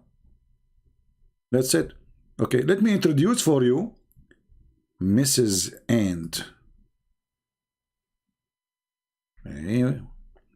This website, it used to be have only 3 pictures, and now they are adding stupid things. Let us see. They own this website. Okay, let's see this one. Okay, here we go. We introduce for you Mrs. Ant with a clear picture. And I heard some news that this is exactly the same ant who spoke, and Suleiman, he heard her talking. How I can prove that? Very simple. This is the same ant who ate later the staff of Solomon when he died standing for a year. Look, she is eating the staff of Solomon.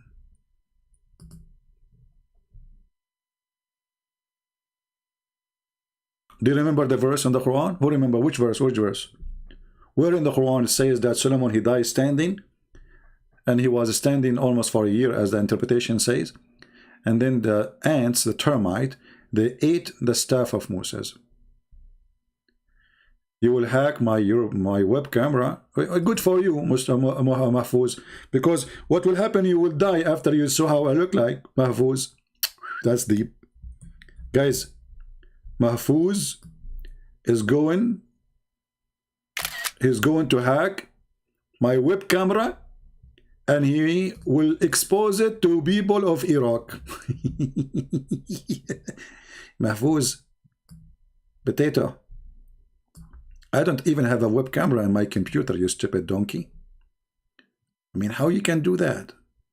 Oh, you must be a prophet of Allah. However, Mahfouz, you hack my webcam, you expose my face to Iraq, to Afghanistan, to Pakistan, still your God Allah is quoting an ant. Deal with it. Potato, potato, potato. Get lost, baby.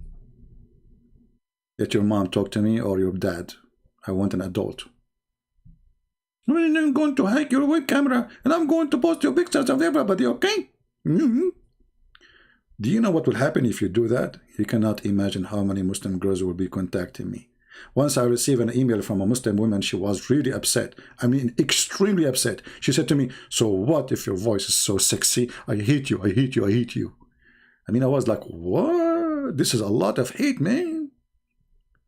So imagine if you put the voice next to the picture. Oh boy.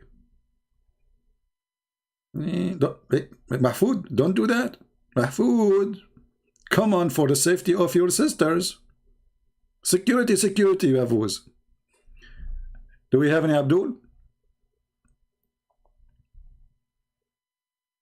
They want to kill me? Who cares, kill me or not kill me? My books is all over. Actually, if you kill me, my books will be way more published. The one who never heard of it, he's going to hear about it. And especially now, our books is almost in all languages in the world. Almost. Even Chinese, even Russian, Polish. Soon we will publish the Persian copy. Albanian, Indonesian, Malaysian language, and all we give it for free. So Abdul, it's too late. It's too late. However, you can help me.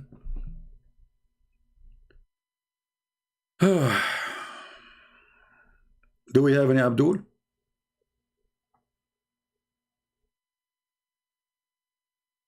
Yeah, and the Muslim, by the way, they have articles about the Quran miracle, because the Quran called this ant a female ant.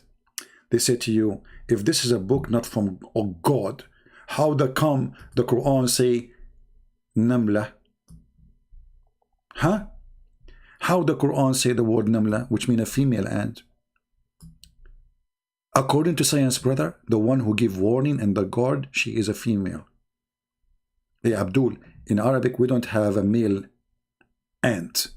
This is the only word we use for both male and female. So good try to lie. Islam without lies dies.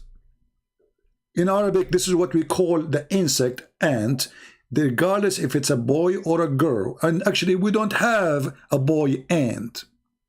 Same we call the word nahla, namla, zubaba, females. But doesn't mean we are saying they are females. This is a feminine word, not a feminine gender of the object. Stupidity is amazing. Do we have any Abdul? And by the way, as long as it's a female ant, don't you think it's haram for Suleiman to listen to a female ant? Where is the dignity? Isn't it her voice is aura?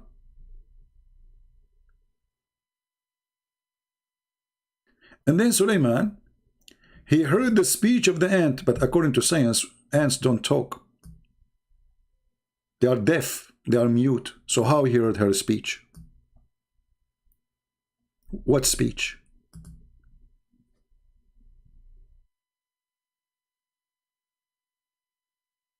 Yeah, this is one of the children of Abu Dhar, yeah. Oh, hold on. You know, the Muslim, they have other miracle in the fabrication of science.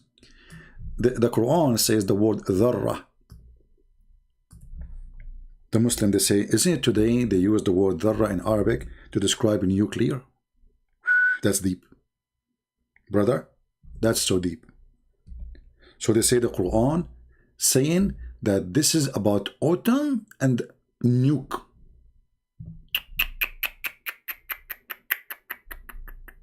Mean.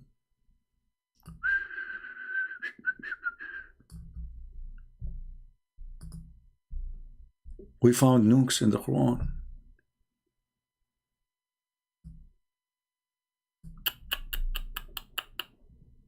It doesn't appear here. Maybe we should change the translator. Hold on. This is Yusuf Ali. Yusuf Ali, you should make it fit with the Islamic agenda, man. What are you talking about? Verse number 40. Okay. Look at this. Oh, this guy, he is honest in translation. He screwed my topic now. Okay, so how I'm going to prove it now? There's no tool to prove it. So a weight of an atom or a weight of an ant. The word atom does not exist. It's a fabrication. It is a small ant. Today in Arabic, the word dharra is simply for the smallest ant you can see. Like, let us say the baby ants, you know, the small one when they are like just babies. So this is what dharra mean. This is why there's a guy, his name is Abu Dhar. I don't know why they call him that, which means the father of ant. So dharra is an individual name for one ant. Small, tiny ant. Muslims have article saying this is speaking about autumn and electric. It is the smallest, brother. But it is about ants. Islam without lies dies. Any Muhammadan?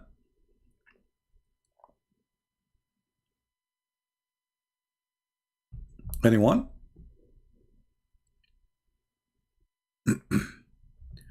So, you know, I mean, the Quran is a book of true stories, and this God, he must be God. Who is holding the sky from falling down on you? Allah. Who is holding the birds from falling down on us? Allah. Hey Muslims, why the birds are in the sky? Who is holding them?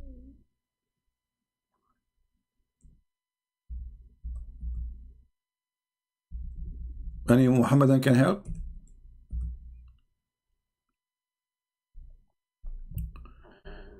If you go here,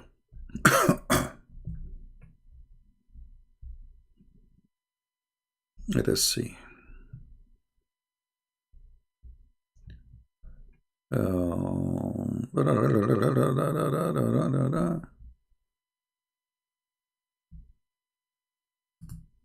Look at this verse, how deep it is. Don't they observe the birds above them, spreading their wings and folding them in? None can uphold them except Allah. Like you just said, they are spreading their wings. How they are spreading their wings and they are folding them, and you claim that you are the one who is holding them from falling down on us? Any Muhammadan? Someone saying, can you Zakir Naik impression? First of all, I don't do Zakir Naik impression. It is true Zakir Naik. He is next to me. Christian Prince, tell that guy that I am not a fake guy. I am the real Christian. Zakir Naik, you just said you are the real Christian Prince. You should say the opposite. You should say, I am the real Zakir Naik, and this guy next to me is Christian Prince. Exactly. So, Christian Prince, I am the true Zakir Naik, and I can prove it to you. Hey, Zakir Naik, how you can prove that? I'm going to open the camera, and I'm going to throw you my belly bomb. Hey, you belly bomb? Hey, don't go there, man. You open the camera. First, you have to buy one. I don't have one. Secondly, you have to show your face, not your belly bomb. Zakir Naik, don't do what the Prophet used to do. Christian Prince, we Muslims, we have special fingerprints, and it is in our belly bomb. Like, what the heck? Your fingerprint is in your belly bomb? How in the hell had that happened? Christian Prince, Allah said, Allah, I'm going to get you together. Like, what the heck? What does that mean? I have no idea what you just said. I give him I go. Like, what? I get to go. So you are telling me, come on, this is the true Zakir Naik. Imagine the Muslims, they make videos saying, brothers and sisters, the one who is calling Christian Prince, this is not the true Zakir Naik. And can you imagine how smart those who they are trying to get me busted? They are warning the Muslims. This is not the true Zakir Naik. The one who is calling him is not true Zakir Naik. He sounds like Zakir Naik, but he's not. Unbelievable. Hey Mahfoud, why you don't call me in Skype so you can hack my camera and at the same time talk to me? I will have an offer for you. You call me, you hack my camera during the time I'm talking to you. What say you?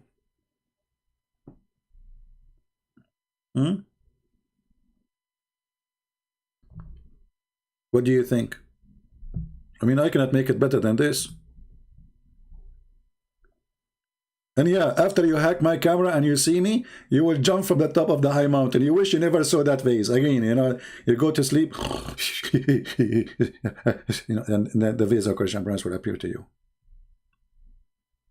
What if I put my camera in my belly bomb so you Muslims can write a book about it? Like you make a book about your prophet belly bomb.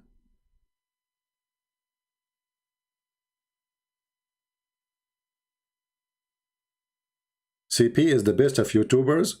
So this is my end now. I am a YouTuber. Is that a job?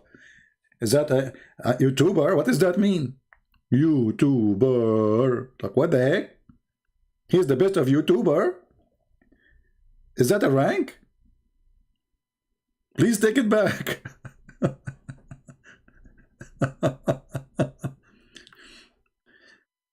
We have a big man saying, hey big man, why you don't call me? You always make comment here, but you don't call. Why you don't call, big man? Be honest. Allah is a real God. Christian in Arabic, they pray to Allah. Hey Abdul, Christians, the Arabic Christians, they've been forced to use that word after ISIS occupying them for the last 1400 years. This is why before that, we don't see that word exist anymore. However, if you ask the Arabic Christian why you use that word, they say, you know, we mean God, the Messiah. Okay, so is your God Allah the Messiah?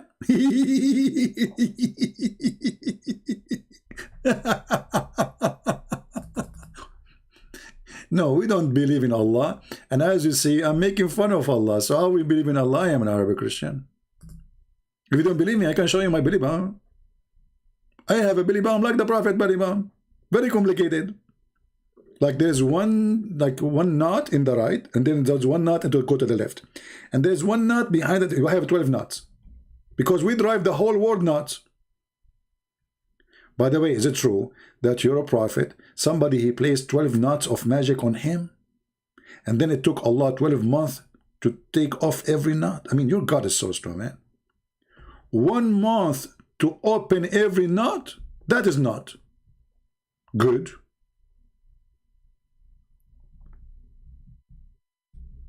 Any Abdul?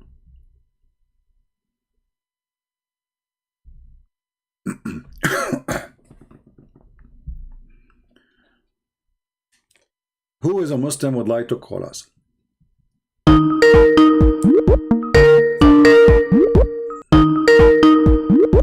We have the gentleman, he called me before from Pakistan. Hello? Or from India, I'm not sure. Hello, yes. Hello, sir. How are you? I'm fine. Are you from Iran or Pakistan, or where you are from, my friend? No, sir. I'm from Germany. Yeah, but originally, where are you from? From Germany. Originally. Originally, I was born in Switzerland, but I lived in California. Now I'm in Germany. Originally, still you are not from those countries, because the picture you have there is someone like you look from Pakistan or somewhere, or Iran, right? I hope it's a compliment. I don't know. I'm just asking you where. I mean, all of us, we are human anyway. It doesn't matter where you're from, right? Yeah. I'm just trying to find out. No problem. What do you want to say to us? One word. How are you, sir? I'm fine. Do you want some water? I'm drinking. Thank you so much. All right. What do you want to say to us? You are live on air. Yeah, thank you. Just want to say that the good thing about Islam is that it teaches us to be a good person. How? To be people. Like what? To be honest, to be loving, to take care of people. Okay, let us stop with the first one, to be honest. Where it says how it teaches you to be honest. Isn't it your prophet, he says a Muslim, he can lie in 3 cases, to his family, to his friends, to his enemies? No, that's a hadith. I don't want to go into the hadith. Why not? This is Islam. This is your prophet word. No, these are not my prophet's words. These are the people who wrote the hadith 250 years in Uzbekistan somewhere. But the Quran is the same. The Quran you have today is written more than 200 years after Muhammad too. Yes, but at least we can say that these are coming from God, but we cannot guarantee that the hadith is coming from the prophet. Can you take a false oath according to the Quran? Can we take up a false oath? Yes. I'm not knowledgeable about that. Isn't it the Quran says Allah will not take you accountable for your oath? Isn't it Allah, he says, you're saying that? Isn't it the Quran says Allah will not take you accountable? Listen to me carefully. Isn't it Allah saying Allah will not take you accountable for the false oath you take? Maybe for a good purpose. So a good Muslim is a person who lies for good purpose. What does that mean? Everybody lies for good purpose. Christians lie for good purpose. If a Christian he lie, he is not following God. Jesus said, either you say yea or nay. Anything else is from the devil. So lies is from the devil. The devil is the father of all lies, is what Jesus said. So you are saying to me, your God is teaching you to say a good lie. Give us an example. Maybe to save your life, you can lie. Okay, but this is still a lie is a lie. I'm asking you about a good lie. Maybe to save your wife, you can lie. Yeah. Okay. From who? Like your wife, she asked you where you've been, so you lied to her because you want to save your life. No, not about me. Maybe if my wife is in a big trouble, and you can lie. I don't know. It depends upon the circumstances, maybe. Okay. So when Muhammad, he took an oath to his wives, and he promised them he will not sleep with Mary the Copt. He was making a true promise, or he was lying?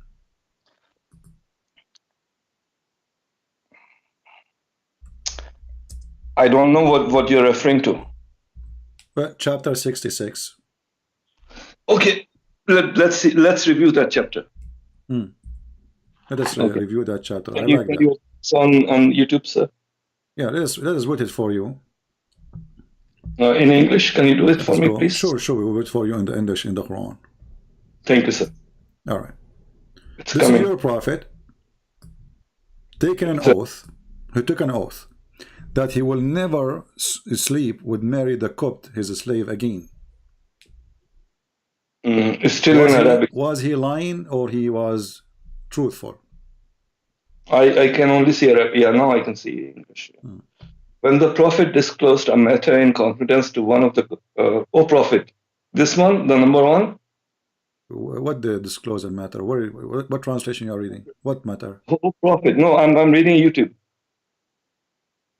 O prophet, why holdest you to be forbidden that which Allah has made lawful to thee? Okay. This is the one? Yeah. So what about this, sir? This one, your prophet, he made an oath forbidding himself from sleeping with sex slave. How do you know that? And later, it doesn't say that here. Okay, what he forbid? Tell us. Why holdest thou to be forbidden that which Allah has made lawful to thee? Something that is lawful for you. So don't be shy about that. What is that? What Muhammad he made an oath to forbid? What is that? You know? God knows. You know, God knows. You Muslim knows. It was Mary the Copt. Go open the interpretation. You will see. He took an oath. He will never sleep with Mary the Copt again. Then Muhammad he got horny after a few days, so he started having sex with her again. How do you know that? Because he is the one who made this verse. He said that Allah told me why you are forbidden for you. Okay, hold on. Why it's forbidden for you? Why you forbid yourself what Allah made lawful for you? What is that? Marry the Copt. Can you show me the verse in the Quran? It says it is lawful for Muhammad to have sex with women he received not from war. But let's stick with this verse, okay? What you're telling me. There's no mention of Mary the Cook in this verse. My friend, in order to understand, okay, so is Allah making the Quran clear for you, or this is stupid then? It's a message. It's a message. What is the message? Okay, shouldn't we know now what Allah is talking about?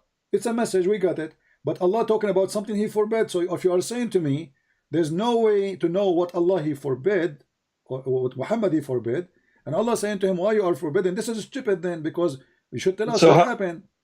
How do we? I ask you what he forbid himself. Listen, you said I asked you what he forbid himself from. You said only Allah knows, correct? Yes, sir. So this is stupid. So what the point of this verse then? If we will not be able to know what he forbid himself, what will we learn from it?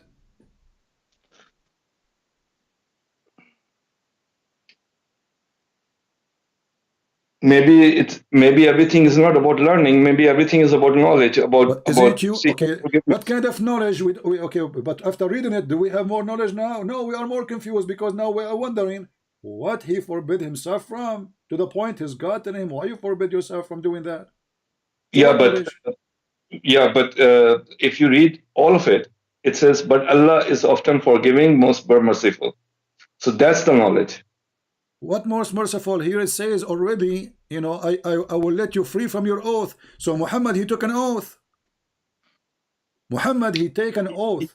Allah says to him, it's okay, you can lie, you can take an oath, I'm not going to take you accountable. Read verse number 2. It doesn't say anything about oath here, does it? Read verse number 2. Verse number 2, okay. Allah has already ordained for you the dissolution of your oaths in some cases, and Allah is your protector, and He is full knowledge and wisdom. Okay, so did Muhammad take an oath? Did Muhammad take an oath and he was lying? Take an oath about what? It doesn't say that. Doesn't matter. He took an oath and now he break his oath. Allah saying to him, you can break it, you can lie. And the message is Allah is your protector and He is full of knowledge and wisdom. Okay, that's the message. So Allah is a protector for the liar from Muhammad because he took false oath. This is what he is saying to him. It doesn't say false oath. Well, he is saying to him, you can dismiss your oath. When a person take an oath using the name of God, shouldn't he keep his oath? This is why it's called oath. Like in certain circumstances where you have problems, Muhammad took squeeze it. It's coming. Yeah, in certain circumstances, it was broken. So Allah is full of knowledge and wisdom. That's what He's saying. Can I do circumstances as oath now, and I can lie to you? Is that okay? Yeah. For example, if ISIS have captured you, and you are in Iraq, Trust me. and took an oath. Trust me, you don't wanna capture me. I will tell you this is a true story by Sahih Bukhari. Once a mafia, I never want to capture anyone. yeah, I can't even this is a capture. true story. This is a true story. One a mafia, they captured me and they called my dad. They said we want $3 million. My dad, he said, I will give you $3 million if you keep him there. Don't send him back. So don't capture me because you will be sorry. Now listen. Allah already ordained for you, O men, the disillusions of your oath. But shouldn't Allah say the opposite? You should keep your oath? No, because it's about circumstances, sir. What circumstances? Give us a circumstance. When we ask you what is this oath is about, you said we don't know. The full story. What? You don't know the full story. You are the Muslim and you do not know the full story. Nobody knows the full story, but the bottom line is Allah is your protector. How you can go to the bottom line if you do not know the story? How you can go to the bottom line? Don't speak about the Baliban, by the way, and you do not know what the story. No, we don't need to know the story. If we need to know the story will be revealed. It's not revealed. Okay. The only thing that is revealed is Allah is your protector. Okay, hold on. Guys, so Allah don't want to reveal the story. So why he's revealing this verse then? For what for? What we learn from this now? He's full of knowledge and wisdom. That's what he's telling us. What knowledge? That's why he reveals this. What knowledge? Is it knowledge that God, he says to you, you can use my name in vain and you can lie using my name, take an oath to people? No, it's not saying that you can use my name in vain. It says you can, you forget about your oath, don't worry about it. Allah has already ordained for you. To Muhammad, I'm giving you a license to lie and use my name in vain.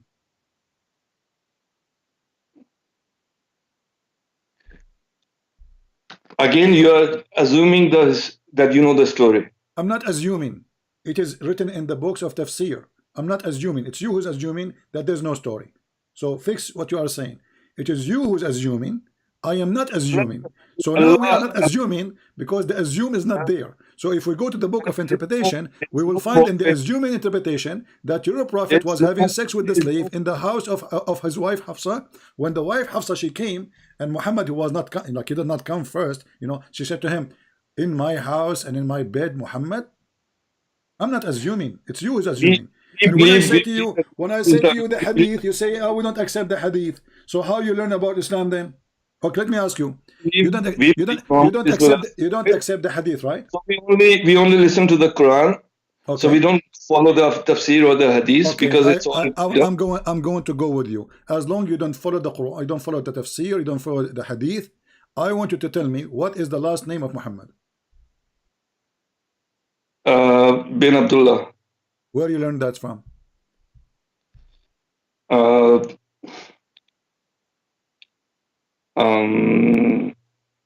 From the hadith.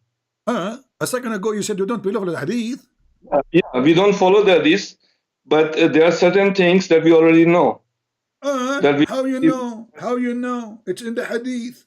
And you are the one who said to me the hadith written 300 years after Muhammad. So maybe the name is false too. How you know? So here the hypocrisy, my friend. When you want, you have an answer from the hadith. When you want, you don't want the hadith. We don't even know that. You are right. You are right. We don't even know what's the last name. We know that Muhammad is a title. We don't even know the name. Exactly. So Muhammad is a title. Did we hear it, guys? Muhammad is a title. It's not a name. So what does the title mean? What Muhammad mean? The one to be praised, the praised one. So if Muhammad is the praised one, so who's Allah? Allah is the God of the moon. You are a Muslim? Yes, sir. Okay. What's wrong with that? You have a God of unknown entity in Christianity, so we can give him a title, right? We have what? Our God a title. We can call him the God of the moon if we want. Okay, well, the Quran says that. Actually, I agree with you, but I'm surprised that you deliver that so easy. You deliver that so easy. Can you take Shahada just to be sure that you are a Muslim, you are not a fake Muslim? Yeah, La ilaha illallah Muhammad Rasulullah. Well, what does that mean? There is no God but Allah, and Muhammad is the Prophet. Why you are associating the name of Allah with the name of Muhammad?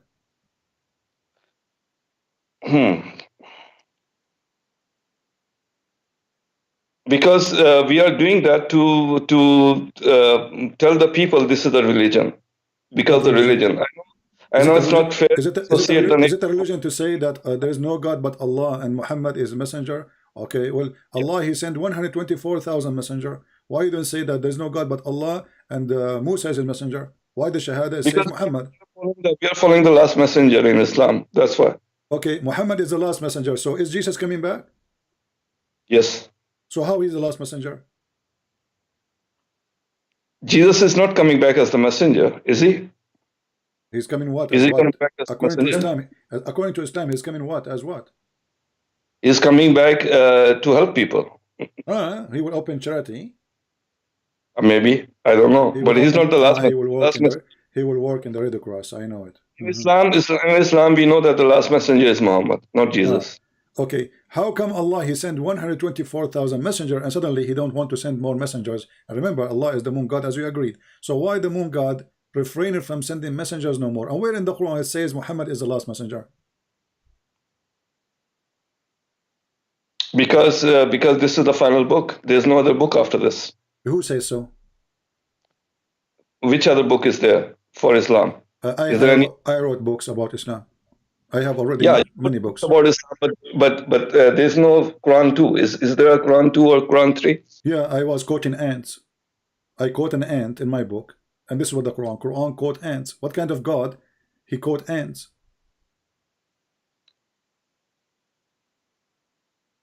What's wrong with that? What's wrong? So how this Quran is the final message? Okay, how this Quran is a final message, and he is quoting for us an ant spoke before Muhammad by thousands of years. If this is the final message, maybe that particular ant was more intelligent than you and me. Oh, okay, I agree with you. She was a very smart ant. Actually, I noticed that the ants, they are very well organized and they go in circle too. So let us go there. When you said to me that that Allah is the moon God, why he is not the sun God? Why is not the sun God? Because we follow the lunar calendar, and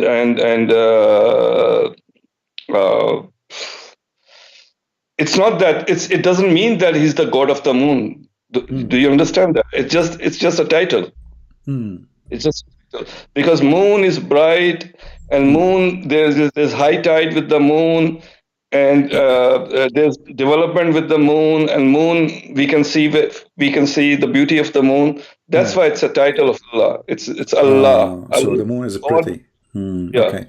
So let me ask you then: when the people ask Muhammad about why the moon his look change, what is the answer of your God? Do you know? You're referring to hadith again. Yeah, Da'if hadith. No, I just told you, sir. Please. Well, in the Da'if hadith, it says that Allah, he made the moon for timing. You don't agree with that?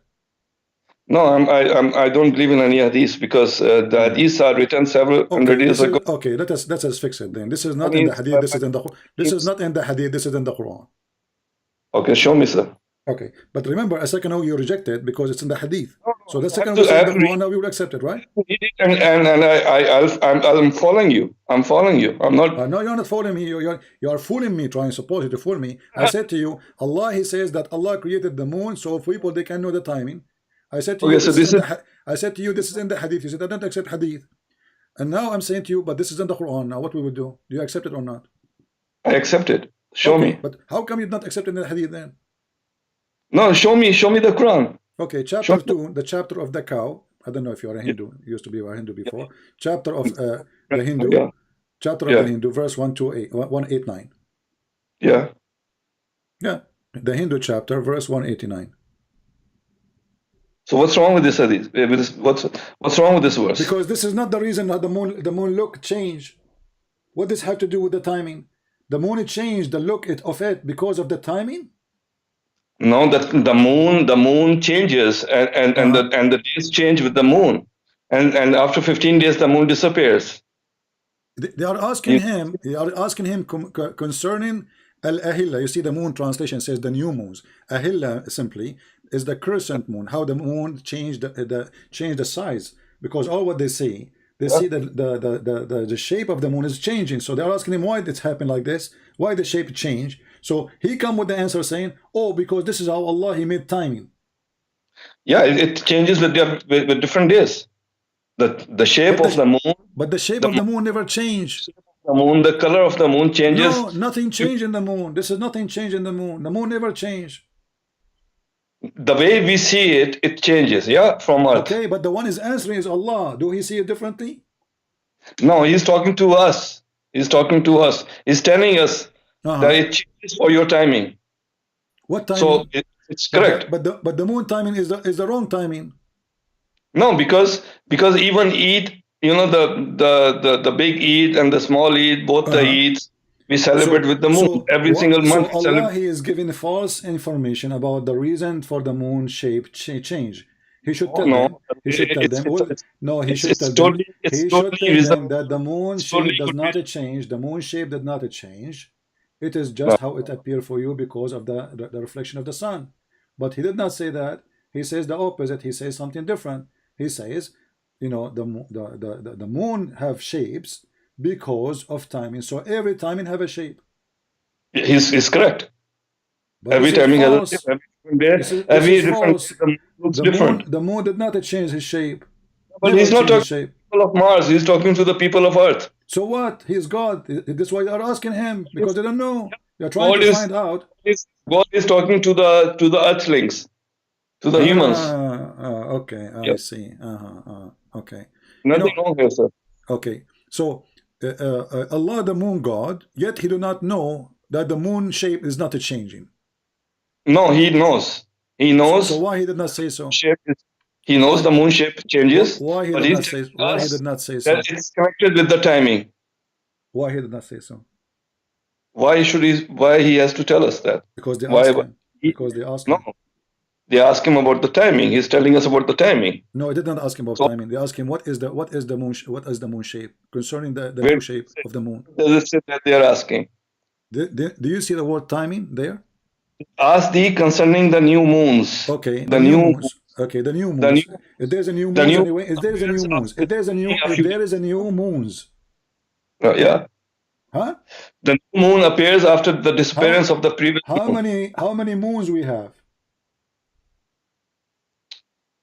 We have one moon, but there's another. So why in the verse it says they are asking you about the new moons?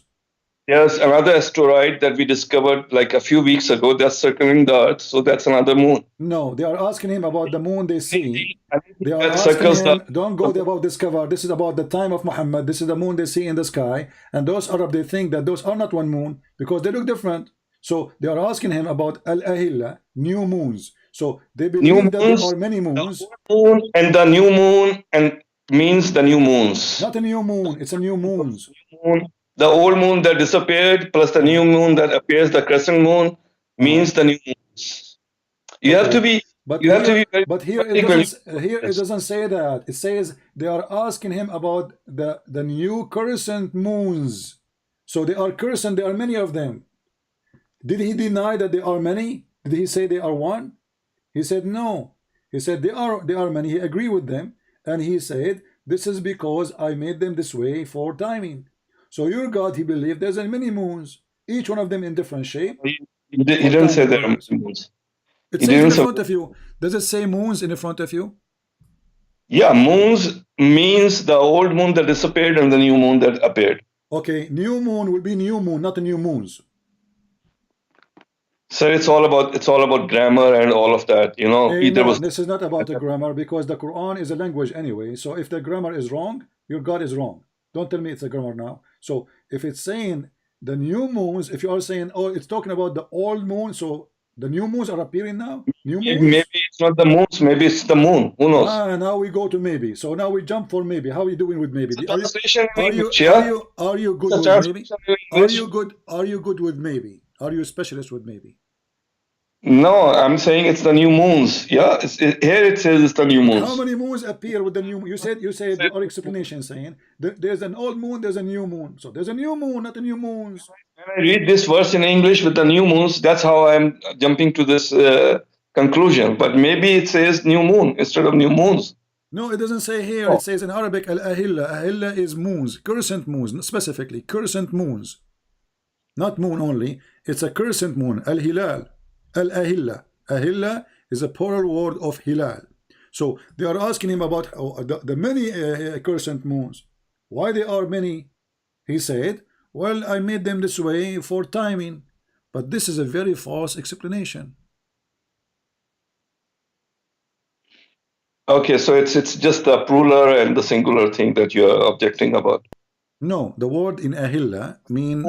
Are there two moons? My friend, ahilla is not just a word. You like in English, you add s, you make it a plural word. No, ahilla is a word for many crescent moons, many. So this is not an s we are adding at the end. You're talking about the new Arabic. You were not born when people used to speak the old Arabic. Who said so? I am born long time ago. Who said that to you? I was born before Muhammad. Prove me wrong. Do you know when Muhammad was born? Do you know when Muhammad was? Do you know when Muhammad was born? Yeah, in the 7th century. Who told you that? 6th century, 6 something. Who told you that? Who told you that? I don't remember, sir. I don't remember. Who told you that? You don't remember? So, 600. but you are the one who said you follow only the Quran. Yeah, I'm only the Quran. Nobody knows. Nobody knows these things.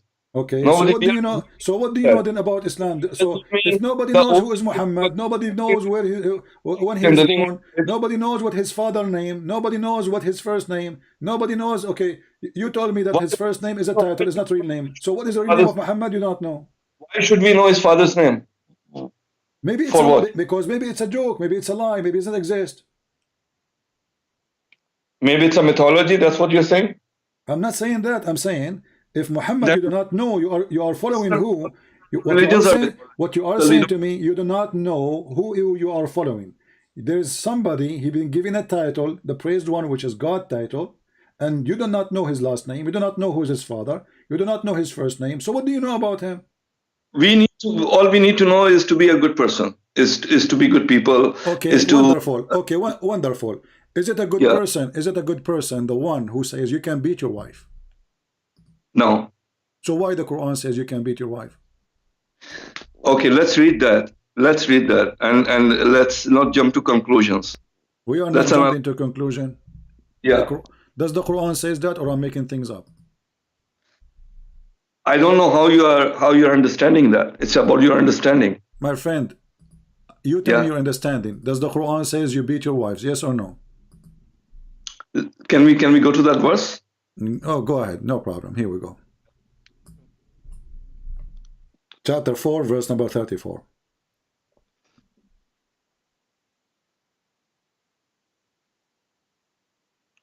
Wait 1 second. Hold on. It's not coming yet. Pictal, yeah. I see Pictal. Okay.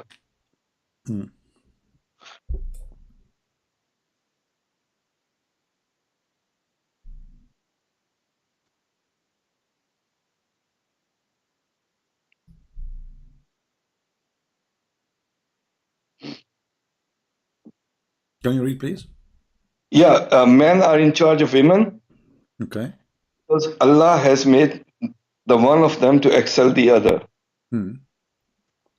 And because they spend of their property. So good women. So is it a good to teach that the man he been given the authority just because he spent some money on a woman, why she is a whore? Okay, let's read more. So good women are the obedient, guarding in secret that which Allah has guarded.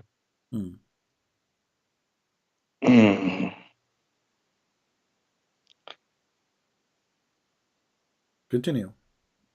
As for those from whom you fear rebellion, admonish them and banish them to pass apart and scourge them. What's the meaning of the word rebellion? Rebellion is a woman, let's say you say to her, can you make me tea? And she say, okay. You know, she is not jumping right away to do it. There's a war, there's a rebellion. What is rebellion? Rebellion is something deeper than that. It's not about tea. Is it a rebellion? Rebellion is someone who is sleeping around or stuff like that. That's rebellion. Sneaking around. I will go with you. So sneaking around or doing something really bad. That's rebellion. All right. So are you sure? So are you sure that the word rebellion here mean that this is a bad person? The word rebellion means this is a very bad person, of course. Thank you. So your prophet here was rebellion too. Here we go. We go to the Quran. We will find the same exact word in Arabic describing your Muhammad. And remember, you are the one who said this word mean a very bad person. So how come your prophet, he is a bad person according to you? Okay, and show it's me. Okay, and nobody will beat him. Here we go. Chapter 4, the same chapter, chapter 4, verse 128. Chapter 4, 128. I don't see it yet. Hold on. This is the word in Arabic. Yeah, but rebellion. وَإِنْ إِمْرَأَ خَافَتْ مِنْ بَعْلِهَا نُشُوذًا. This is the same word was translated in the other hadith, other translation as rebellion, just to show you the hypocrisy of the Muhammadan. This is exactly the same word. There are some rebels who are rebelling for a good cause. Hold on. You a second ago you said to me rebellion is a bad person. Now it's a good cause. But this is but he is rebellion. He is rebellion to his wives. He is rebellion to his wives. He is rebellion to his wives. He is rebellion to his wives. So here it's talking about the bad people. Yeah, it's talking about the wives. It's talking about here is talking about your bad Muhammad. This is verse 128, the same chapter. And let's read this.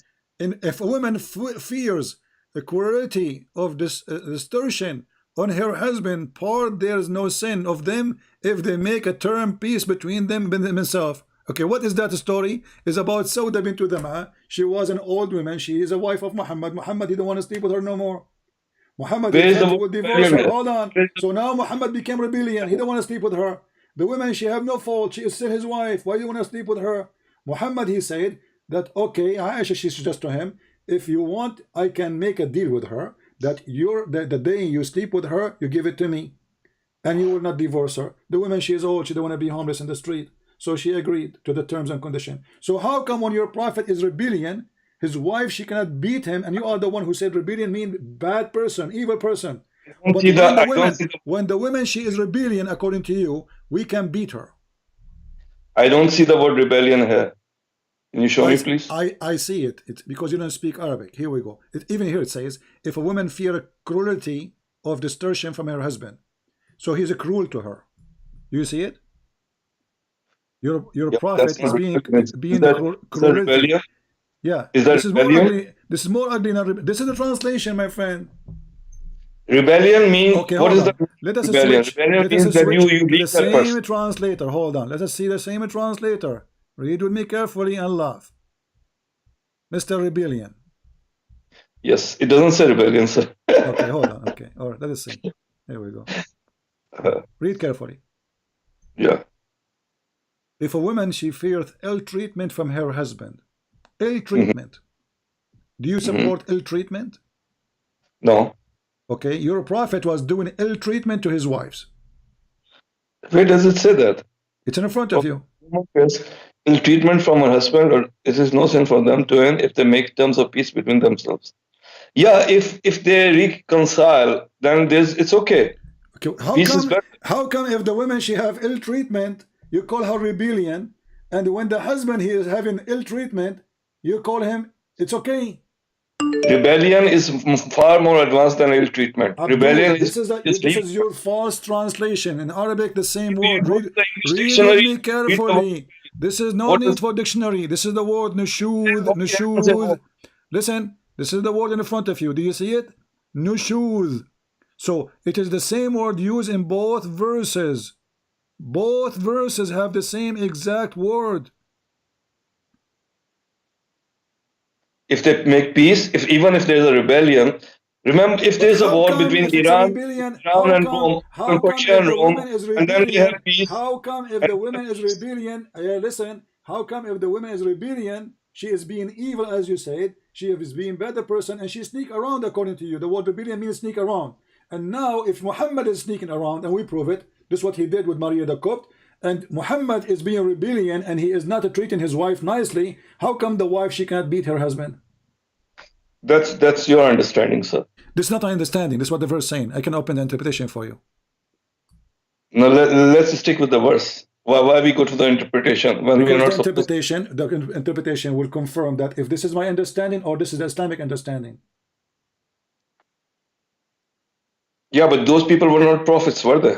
The people who interpret. This is the Islamic understanding. This is how Muslims follow. You are obviously making your own interpretation now. I'm not making. I'm just reading the Quran. Okay, and they are reading, and they are reading the Quran too, and they are reading the Quran too, and they are scholars. Yeah, but are you a scholar? Are you a scholar? Okay, let us go back to zero. Let us go back to zero. We go back to the previous verse. No, nothing. So now your wife is rebellion. Is it right to beat her? If she is causing war, yes. So you are a woman beater. So do you? Are you not a woman? Are you? Are you married? Are you married? Yes, sir. Did you beat your wife? Never. If she became rebellion, you will beat her. It's about the story. You don't know the story. You're assuming a lot of things. A second ago you said, "Oh yes, yeah, to beat her." So I'm asking you, if your wife became rebellion, you will beat her or not? Yeah, if she becomes rebellion and she brings a dagger and she tries to kill me with that dagger, maybe I will beat her. Don't mix things up. Where it says she will kill him? Where it says the women she will kill him? That's rebellion. No, I'm telling you about rebellion. No rebellion. It means she is not obeying her husband. Read carefully, just to show you how silly you are. It says, "And if they obey you, seek not against them." So it's all about being obedience. That's what rebellion means. Yeah, but then it uses a very, very drastic word, rebellion. It says, "If you obey." This is a stupid translation, Mr. Rebellion. For that drastic word, Mr. Rebellion. This is a translation. If we change the translator, we will find different word. Let us change the translator just to make you happy, just to show you how silly you are. Here we go. We go to Yusuf Ali. Yusuf Ali is a very well-known Abdul. Here it says, if they are what? Does it say the word rebellion? It says ill conduct. Do you see it? Ill conduct. Yeah. If you don't like Yusuf Ali, we change it to different translation. Let us go to Hilali and Khan. Let us go to Hilali and Khan. Let us see. You will see it's saying the same. It's if you see ill conduct. Do you see it? Ill conduct. So she is not a cheating. She is not even lying to you. She is not going around. She is just ill conduct. What ill conduct mean? What do you mean by ill conduct? You tell me. Ill conduct can be cheating. Ill conduct can be many things. Guys, ill conduct means cheating. So if your wife, she is a cheating, and if you obey her, if she obey you after she cheat, is okay in Islam? Is that what the verse is saying? I don't know the context of the story. What do you mean you don't conduct the story? You said to me you can understand the Quran by the Quran itself. You said you do not need to understand anything. The Quran alone is enough. That's why you do not need the hadith. So if she obey you, so you are saying to me that you Muslims, if your wife, she goes sleep around, and then you give her order to make tea for you, and she obey you, it's okay. She can cheat. Does it talk about tea? Well, she is doing ill conduct. What is ill conduct? Who knows? But the message is clear. The message is clear. Surely Allah is ever most high, most great. That's the message. So that's what we read. What the message? What is the message? The message saying to you that if you have a wife, she is doing ill conduct, you can beat her. But if the husband is doing ill conduct, you cannot beat him. Correct? No, sir. It's a different context. Totally different. It's not. This is the same chapter, the same word used in both. Chapter 4, verse 34, chapter 4, verse 128. It's exactly the same words. It is, if we change the translator to use the same translator, here we go. Let me show you, just to show you how stupid this cult is. I will go to Hilali Khan. Huh? Hilali Khan, let us see Hilali Khan. How are you, Hilali Khan? What a stupid religion. So look at this, here we go. So if the women fear cruelty or distortion, this is Hilali Khan. Let's switch to the other one. Which one we choose? Let us see, other idiot. Why don't you do the translation of the Quran? I do not need translation. It's you who need translation, not me. I speak Arabic. No, if you think these are all wrong translations, maybe you should do the translation also. Well, can you read in Arabic? Okay, let us read in Arabic then. What do you want? For us people who don't know the it's not my fault. It's not my fault. You are a Muslim who pray to Allah in Arabic, but you don't know Arabic. Who is the stupid here? Aren't you a person who pray to Allah 5 times in Arabic? Yeah. Okay. So how come you do not know Arabic? We just It's coming. we just don't need to know what it's saying. What do you mean to know? If you do not know what you are saying, you just said you do not know Arabic. So how you pray in Arabic, but you do not know what you are saying? Don't know what it's saying, but we get the message. How you can get the message if the message have to be in Arabic? Allah knows what it's saying. We don't need to know what's saying. We just got the. Okay, so how you can follow the message if you do not know what it's saying? The message is to be a good person. That's the message. What the heck? Where you heard that? If you do not know how to read the message, how you can know this is the to be a good person? Okay, let's go with good person. Let's go with a good person. Okay. Yes. Is it a good person? Is it a good person that there is a guy?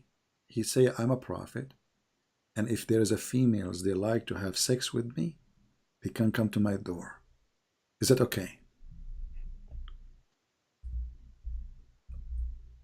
Maybe there's something hidden there. What is hidden? The penis is hidden. The penis is not is not shown yet. What is hidden? When a person he says I am a prophet. When a prophet he says I am a prophet of Allah, and Allah told me any Muslim women she like to do boom boom with me. My doors is always open. What is maybe hidden? Maybe it's something deeper than that. What is that deeper? For sure it's deep. It's going to put it somewhere. Tell us about the deeper. It's like let's have a family chat, sir. It's what? Let's have a family chat. Let's not go there because maybe there is something deeper there. Okay, tell me about the deeper. You see, I want to have a family chat. No problem. Is Muhammad making a family here chat, or when he says if a woman she offer herself to me so I can F her? Is that a family chat? It doesn't say that word, does it? What it says? Tell me what it says. Okay, show me in English, please. Okay, here we go. Yeah. Chapter 33, verse number 55. What is the point of this chapter? 1 second, it's coming. Yeah, I will let you read the verses. Read it loud, please. I will go to the door because I will have something to be delivered. Okay? I will give you just for a minute. I will be hearing you. Go ahead. Keep reading. Thank you. 1 minute.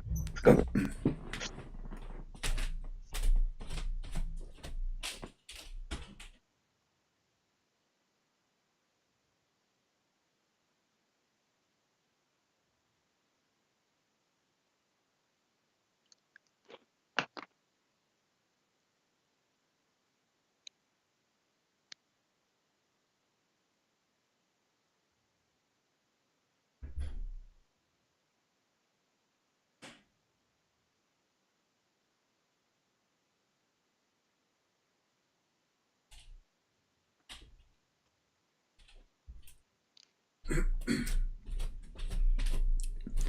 All right.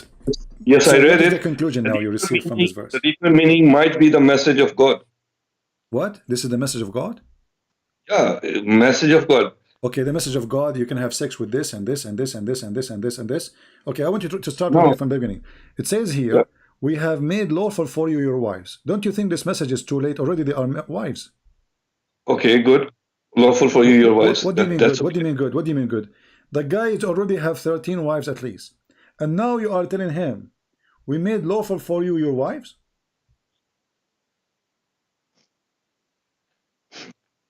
We made lawful to you your wives. The ones you have already married, it's okay. It's good for you. It's lawful for you. Okay, hold on. The guy is already married and he have 13 wives. Now Allah, he decided to tell him, it's lawful for you? See, like you were not born at that time, so you don't know the context of the story again. My friend, what context? It says, we made lawful for you your wives, but the guy already have the wife. So what's the point of this message? Shouldn't he say this message before he get married? We don't know. We don't know the real story. Okay, and those who you paid them their mahar, okay? Okay. And those who they are your captive slave. Yeah. Okay. Okay. Why Muhammad want to sleep with captive slaves? Why Allah made it lawful for him? He's a noble man. It's a message story. So a noble man is the one who rape a captive woman. It doesn't say rape. Well, she is a captive slave. Captive. Yeah, she's You know a what captive captive mean? slave, You know what captive and mean? by being with him, she will be enlightened. Do you know what captive mean? A captive slave, by being with him, will be enlightened. Will be what? That's what it's saying.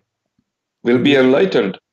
Enlightened. So so now if somebody capture your wife, if somebody capture your wife, my friend, I'm not trying to insult, but if somebody capture your wife and he sleep with her, this is good for her.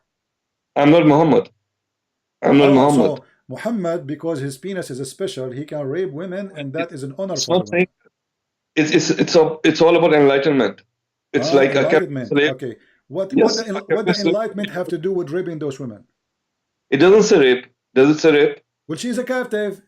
Free her and ask her. She's a captive. If she is a free, then you ask her. Then if she is a free, then you ask her, do you like to sleep with me? If she say yes, then yes.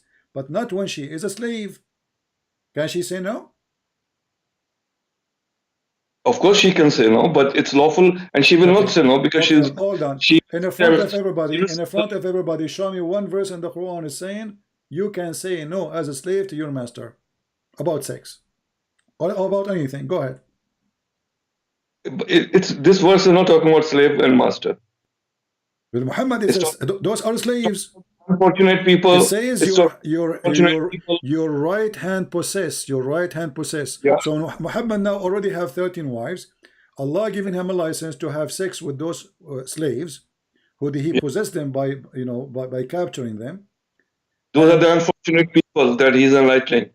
He's what? That he's giving the message to. The unfortunate people. So Muhammad, he cannot give a message unless he put his penis in their vagina. No, he doesn't say that. Why a not? lot of women didn't have husbands. Their husbands got killed in war. But he did not marry them. They are just his slaves. So he's helping them. This is why it says the slave.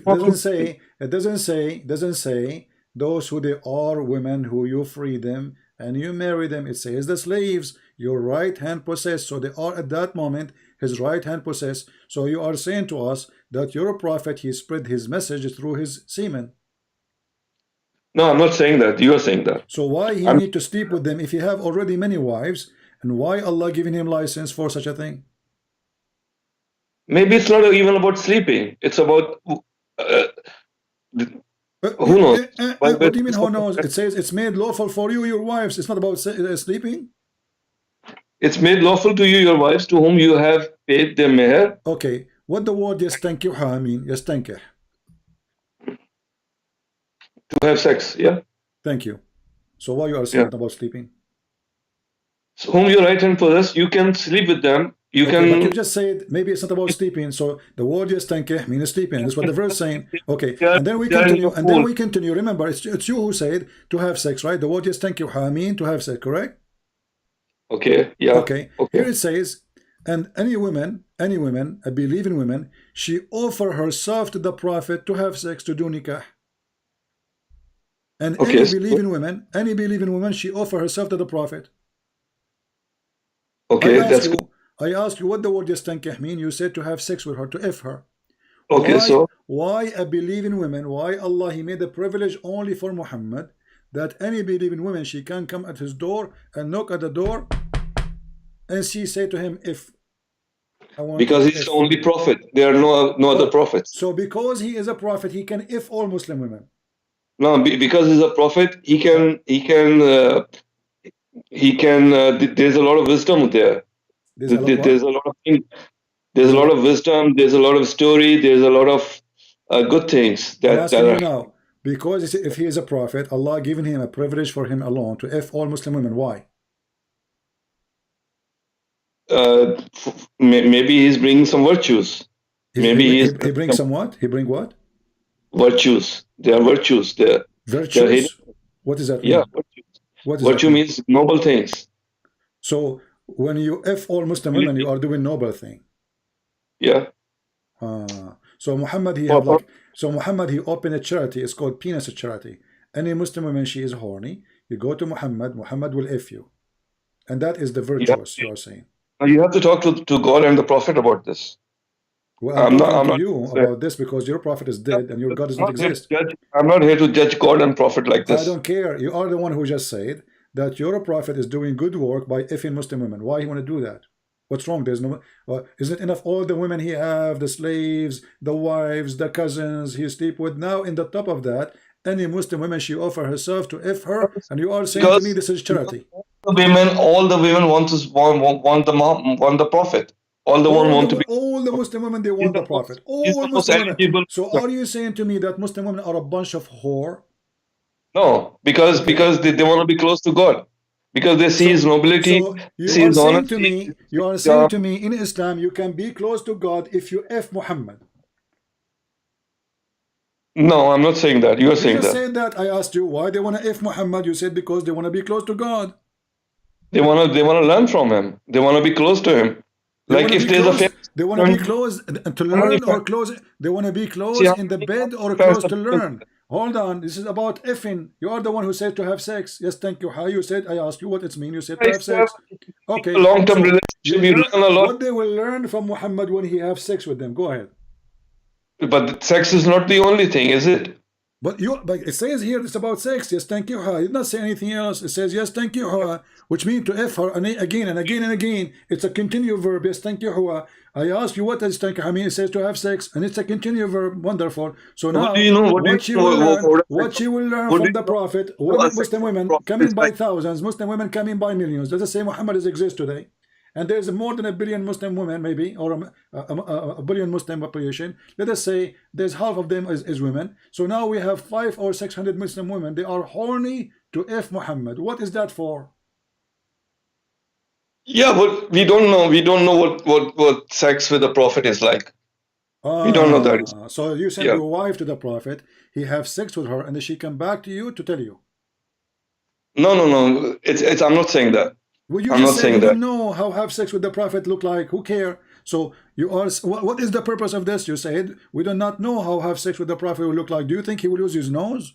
I mean, sex is sex. He will use his penis. So why your wife she have to go and sleep with this man just because he's a prophet? You said all Muslim women they want to sleep with Muhammad. Why? So you are saying to me if your wife sex is sex for an ordinary person. Sex is sex for an ordinary person. That's what I'm saying. Listen. If Muhammad exists today, and I'm not trying to insult, please don't take me as an insult.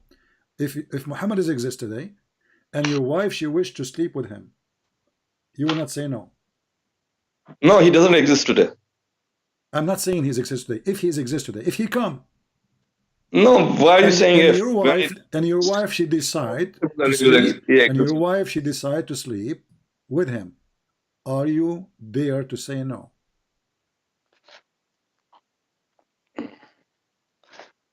Which husband said yes? Who was the husband at Muhammad's time who said yes? Any believing women, and you are the one who said to me, all Muslim women they like that. So if your wife she like to sleep with the Prophet, according to Islamic books, it says if the Prophet his eyes fall into a woman, her husband must divorce her immediately, so the Prophet he can f her. That's not in the Quran. I don't care. This is the understanding of Islam. And you agree. You just told me all Muslim women at that time they want to sleep with the Prophet, correct? Yeah, like women are like that. Don't you know that? So Muslim women when they see so Muslim women at that time, according to you, when they saw Muhammad, all of them they want to f him, and nobody want to. So all of them they will cheat their husbands. No, it's the nobility of the man. He's God's man. He's God's man. He's not an ordinary person. Okay. It's not an ordinary sex. The God man in Islam is the guy who sharp his penis. He want to f every woman believing in him. This is the God man in Islam. No, you're reading this out of context. He's a very said that to me. I'm asking you why all Muslim women they want to sleep with Muhammad. You said because he's a God man. So you are saying to me that God man in Islam have a definition. Because he's a God man, all believers who follow this God man, they want to f this God man. Yeah, because it's very attractive to be close to the God man. So by effing Muhammad, you became closer to God. Maybe. Who knows? Only God knows. So only God knows. Let me ask you then. If your wife she go and sleep with Muhammad, that will make her close to God, and then you sleep with your wife, that will make you close to Muhammad, correct? But it doesn't say married believing woman. It doesn't say married believing woman. It says believing women. Believing It doesn't say women. married believing women. Yeah, it's open license for everybody. Yeah, but it says believing women. It doesn't say married believing Okay. women. Does it say single women? No. Yeah, but it's you are assuming that it says No, married I'm not women. assuming. I'm not assuming. This is why I said to you in your Islamic explanation says, if the prophet his eyes fell into a woman, let me say if something you're to a you. prophet, his eyes fall into a woman, her husband must divorce her, so the prophet he can f her. And Let me say something. I can show you the reference right now. You're reading the religion with logic. There's no religion in the world based on logic. Okay, that's the so problem. you are saying to me this. So what is the logic behind that? If you sleep with Muhammad, you will become closer to God. Okay, nothing to do with logic. Okay, no logic. So why you are saying to me then the reason that women they want to sleep with him because they want to be close to God? If there's no logic, we don't know. We don't know what the story is about. We were not there at that time. We didn't see it. But you are telling me now that the women they want to sleep with Muhammad because they want to be closer to God. And most women, I would say, are attracted to famous and big people, right? Rich people, famous people, big people. Okay, so Muhammad. Okay, so Muhammad is Muhammad get talent, and now Muhammad because he get talent, all Muslim women they want to have sex with him. This is what you are saying. All believing women might wanna jump to him, yeah. So some of them might. Okay. So well, what's, I don't know. yeah. Is your wife next to you? Is your wife next to you? Do she feel like she want to jump on Muhammad? No, she's married to me. It doesn't say married believing women. Does it say that? No, it says that. It says a woman, which means women married and single, they are welcome. It doesn't say this. Why it doesn't say single women? Why your prophet did not say single women then? So why he didn't say married women then? Because all of them both are welcome. Because both of them are welcome. We assume because hold on. Now they must be single. Okay, now women they offer themselves to your prophet to if them. Then your prophet he made this verse. Because all the women are coming to his door, so that's the verse. That's how the verse came. Okay, let them come in. That's okay. They were coming in droves. They just wanted to be close to the prophet. Everybody wants to be close to the prophet. So that's how the verse came. Okay, let them come in. Yeah, well, that's very nice of Allah. So it's not Muhammad who made this verse. It's Allah who made this verse, right? It's Allah, because Allah knows everything. Allah is looking at it. So Allah, He is encouraging group sex. No, Allah, He doesn't say that. Again, it doesn't say that. All of them they are welcome. You are the one who just said all of them they are welcome. Yes. Yeah, you're welcome. Come on over. Yeah. Okay, coming over. It doesn't say group sex. It says a group sex because it says all of them they are welcome. All of them they are welcome. Maybe for a prophet that's okay as well. Who knows? Okay. What Allah has in his if how many you think every day Muhammad? How many women they will knock at his door to f him every day? Maybe 1 million. Maybe so what's wrong? So how Muhammad will have sex with them without being having He's group not sex? an normal person. He's not an ordinary man. He's not what? He's not an ordinary man. So he can f 1 million women in one day? Maybe. Who knows what he can do? Yeah.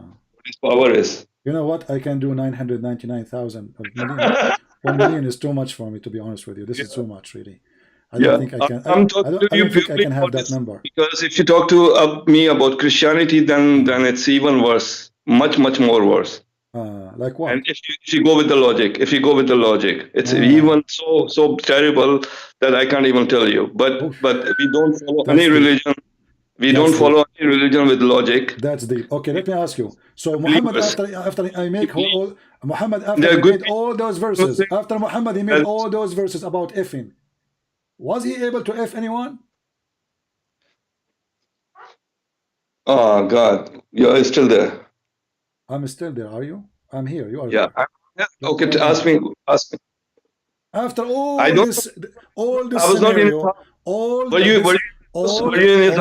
this scenario about effing, and God is involved in the effing of Muhammad, and Muslim women they want to go closer to Allah by effing Muhammad. We got that. Now, was Muhammad even able to F any of them? Who knows? Prove it. I don't know. You don't know. Okay. Isn't it the Quran says that Muhammad he was not the father of any of your men? Which verse is that? Let's go to that verse. You have to win the debate, sir. You know, you are the winner, my friend, always. No. You are the best I really like you. You are a very good person. You are amazing, but you don't understand that it's not a logic. It's a read for me. Yeah, okay. Don't praise me too much because you might send your wife to me too because I'm amazing. Come on, I'm noble now. I'm amazing. No, I'm not. So your wife, she will come jump to me. Come on, don't do that. So read with me. Chapter Okay, 30, chapter 33, verse number 40. Yeah. Muhammad is not the father of any man among you, but he's the messenger of Allah. Okay, so Muhammad, he spent his life effing women, or he was effing nothing. There is a purpose. Allah knows the purpose why he's not the father of any man. Allah knows the purpose. Muhammad, so what is the purpose of all women to F him if he cannot even have sex? Maybe he doesn't want to produce any children. Like, maybe Allah is not in Allah's plans. What do we know? Maybe the guy, he is he is effing all women, and after all this effing, okay. So don't you think that Muhammad was maybe doing it in the wrong location, maybe in their nose? No, that's let's. I don't know what to say. What? I mean, after all this drama and God write articles, women, they offer themselves, the women, they are lined up in the door. Take me, prophet, please look at my boobs, look, they are so big, look at my skirt, my legs, they are so nice. And women, they are fighting over Muhammad. And now after all of this, the guy, he could not even have a baby?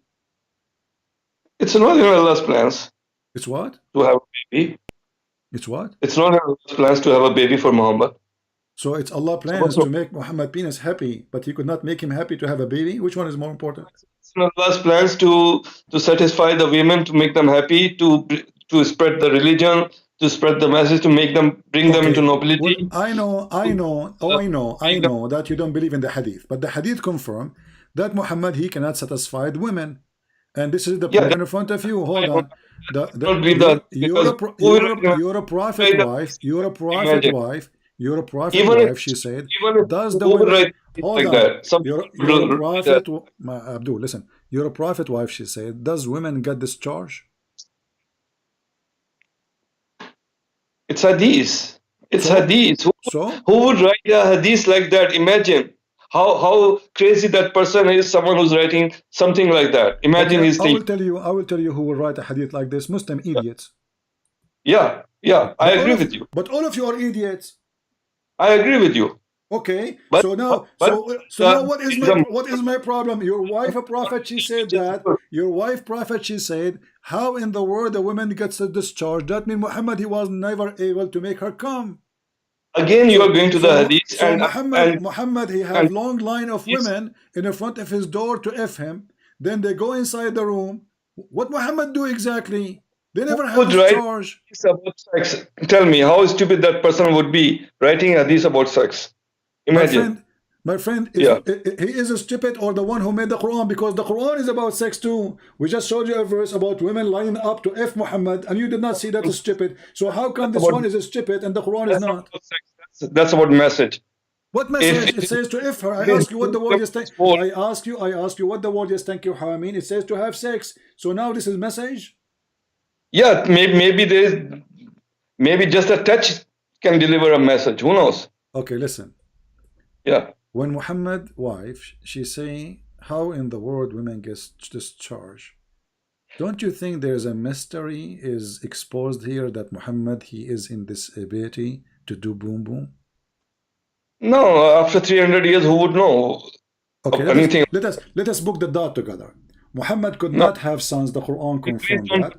Muhammad, he didn't have sons. The Quran confirmed that. Correct? Listen, the Quran confirmed that he don't have sons. Do you agree? Yes. Okay. And now we look in the hadith that confirm the Quran that Muhammad, he cannot do it. Because they are reading the Quran and they are coming up with their hadith. They make it up by reading the Quran. It's not confirmation. Okay, let me ask you, how many times you pray a day? I know it's 3 in the Quran and 5 in the Hadith. Okay, why you pray 5 times then? I don't know. It's a custom. It's a tradition. It's a cultural thing. It's followed that way because of the custom, because of the tradition. So you Muslim, you don't follow the hadith. I'm not denying it that Muslims do follow the hadith, but hadith you don't know which ones are fake and which ones are good, because they are about sex, they are about terrible things, they are about stupidity. So let's leave all of them, because if you mentioned to me the word stupidity, let us go with the word stupidity. Is Allah smart or stupid? Allah is the God. Allah is smart, of course. All right. Where we can find the location of the sunset? The location of the sunset? Yeah. Okay, we can find it everywhere. Okay, so why Allah says that there's a messenger of his, he went and he found where the sun, the place where the sun set. Zulkarnain, you're talking about Zulkarnain. Yeah, what's Zulkarnain mean? Do you know? Alexander the Great, the man with the two horns. Okay, the man with the two horns. Have you ever heard of a guy, his name, the man with two horns? No, because the Romans had these helmets. So the Arabs. How we know first that he's a man? How we know that he's a man? I don't know. So why you are saying the man? So why you are saying the man? Because the Arabs used to say of the Romans, that's how because they used to have helmets with the two horns. But you said that you follow only the Quran. Yeah. Okay. I'm talking about history, you know. Right. I'm not talking about hadith. History. Yeah. Okay. So now it says this guy, they asked Muhammad about Zulkarnain. Yes. Allah told him, I will tell you something about his account, which means his story. Surely we establish him in the land, and we grant him the means of an access for everything. So Allah gave him those things, right? Right. Okay. And then he followed a course, which means a way, a direction, until when he reached the place where the sun set. Where is that? Everywhere. So what the Quran is saying? Because he was traveling during the day. What? He was traveling during the day. But no, this guy describing his lifetime story about a victory. Yeah, so he went to the direction, my friend. No, because it doesn't say until the sunset. It says until he reached where the sun set. Yeah, until he reached where the sun set. He was traveling during the day, and in the evening he reached the place. Does it say here the place? Does it say the word place? Yeah, he reached the place where the sun was setting. So that place at that time was in the evening. It doesn't say that. It doesn't say that. It says until he reached the place where the sun set. It's not really setting yet. He reached the place where the sun set. Correct? At that place, the time was the evening time. But it doesn't say it was evening. It doesn't say it was morning. It says until he reached the place where the sun set. That we understand that the sun doesn't set anywhere. It's about our intelligence to understand it this way. So why Allah saying that? So why Allah saying that? So I explained this to you, yeah? No, you're not. It's the evening time. It's the evening. He traveled during the day and he reached the place where the sun was setting. Where you are coming to me with this date? This guy, this is talking about his life journey, not only one day. He spent his life traveling. He spent his life traveling. And then the first direction he went until he found where the sitting place of the sun. Reached the place until when he reached the place where the sun is setting. So based on your story, Alexander the Great, he have 2 days travel and he's done. No, then maybe he traveled again. Well, what do you mean? Here we go, because here in the Quran it says until he reached the sun sitting place, and then he continued, and then he changed the direction, and then until he found the sitting place of the rising sun. Yeah, so if this is speak about the journey of Alexander the Great, that's mean journey of Alexander the Great. It was 24 hours, the rising of the sun and the sunset. That's it. Yes, of course. This is the story of Alexander the Great. He was only traveling for 1 day. No, then he traveled the next day also. But it's a story about 1 day until he reached the rising place. Okay. It says here that he found the sun setting in a dirty, muddy, boiling water, spring of water. Yes, that's a reflection. If you look at the water, you can see the sunset. Okay. See, if you're near the beach, you will see the sun going down the ocean. Okay. Yeah. Can you see the word beach there? Does it say the word beach in the Quran? No, but that's our intelligence to assume that. Yeah, it's near the ocean. It's near the water. Okay, I will go with you. You said the word ocean. You said the word ocean. Does it say anywhere? Does it say anywhere in the Quran in Arabic the word ocean? Maybe it was a pond. I'm sorry. I'm sorry. I made a mistake. It was a pond. It was a pond of water.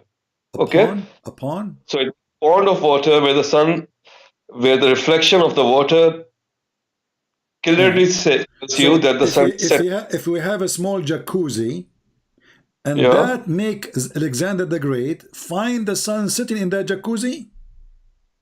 No, it's not going inside the jacuzzi. You can see the reflection of the sun setting from us. No, it says he found the sun. He found the sun, not the reflection. Are you fabricating Quran now? No, it says he found it sitting in a dirty, murky water. So where is the word reflection coming from? Are you making your own words now? So there is let me explain this to you very calmly. Okay, I'm sitting in a valley, and there's a lake somewhere, like after maybe 5 miles from me. This is not a lake, by the way. This is where the prophet piss. His piss is so big, you know. This is not a lake. Is it yellow? Is that lake you are talking about is yellow? Where does it say yellow? I don't know, because the prophet urine was so big. When you urinate, he spent 14 hours. I can show the hadith. Now you're changing the topic. Okay, I'm not, because you said a lake. What lake? It says a spring of water. Where you get me the lake? Where you get me the word? Where you get me the lake from? It says a spring. It says a spring. Does it say spring? Okay, spring of water. Okay, how the spring became a lake? Spring of water can be a lake as well. No, spring is where the water coming from. The lake can be happen maybe later after. But the spring is where water coming from. It's a small hole in the ground where water is coming from. Correct? Okay, so let's be calm and let me explain to you. So sitting in a valley, and 5 miles away I see a spring of water.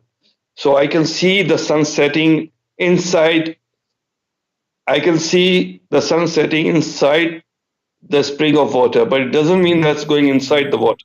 So why he's saying he found it sitting in the spring of water? He's not saying he thought. He's not saying it appeared to be. He says he found it sitting in spring. Yeah, I'm telling you, if I'm in a valley and I see a pond or a spring of water and the sun is setting, I'll find it setting inside the water. Really? But going inside, but it will look like that. I'll find it. I'm looking at your picture. I can tell you have a very you have a person eyes. I mean, so when you look at the spring of water and it is the time of the sunset, you will see it as if it is going in the water. Yes. Okay. Why Allah saying that? Allah is saying that he found it setting. Okay. So he found it where? Sitting in the spring of water. Was this is a true find Allah reporting, or this is a false fabricated find? It doesn't say that the sun set down inside the water. Does it say inside the water? It says he found it sitting in a spring of. He found it setting in a spring of water. Okay. And? So what's wrong with that? It's like you go near water. When I say I found the rabbit, when I found the rabbit sitting in the box, where's the rabbit was? But this was written 1400 years ago. Who cares? So are you saying to me because 1400 years ago it's okay to be stupid? The Arabic grammar was changed much many years afterwards. The Arabic grammar changed very much. So this is a mistake. At that time it was correct. Now it's wrong. At that time, the Arabic grammar was different. Now it's different grammar. There was no grammar. There was not even grammar at that time. Yeah, correct. I agree with you. So people who started, are you saying to me, Allah, because Allah he have a problem because the Arabic is not good to explain what he want to say. So it make him look stupid because he could not find. Good a problem because Muslims don't view it like this. They do. No, they don't. They believe in it. They are believers. No. They don't go with logic, just like Christians. No, they do. Here we go. Your prophet, he believe in that. Let us go to the hadith, and then he will say to me, again, I believe in the hadith. They're looking at the Quran, and then they're coming up with these stupid hadiths. Who understand the Quran meaning better than your prophet? You? No, it's not my prophet. That's what you say. It's not the prophet who said these things. It's somebody who wrote these things 300 years later. So and why Muslims? Why Muslims? They say the prophet says that. Because Muslims are stupid. What shall I say? Are you into a Muslim too? Yeah, and you are stupid then. There are some good Muslims. Yeah, there are some good Muslims. There are some stupid Muslims. Okay, just like Christianity, just like every other religion. Okay, but you can. So you are saying there's a billion Muslims. They are stupid, and you are the only smart Muslim. I'm not saying I'm smart. I'm just saying that the people who are writing this. So are you saying you are stupid? Are you talking about sex? Are you saying you are talking about stupid things? Sex has nothing to do with religion. Are you saying you are not smart? Are you saying you are stupid? I'm very stupid. You are not stupid? I'm very stupid. Very stupid. Okay, read with me carefully. It says, I was sitting behind Allah Messenger. By the way, I advise you always to sit behind Muhammad Messenger because he everybody, as you see.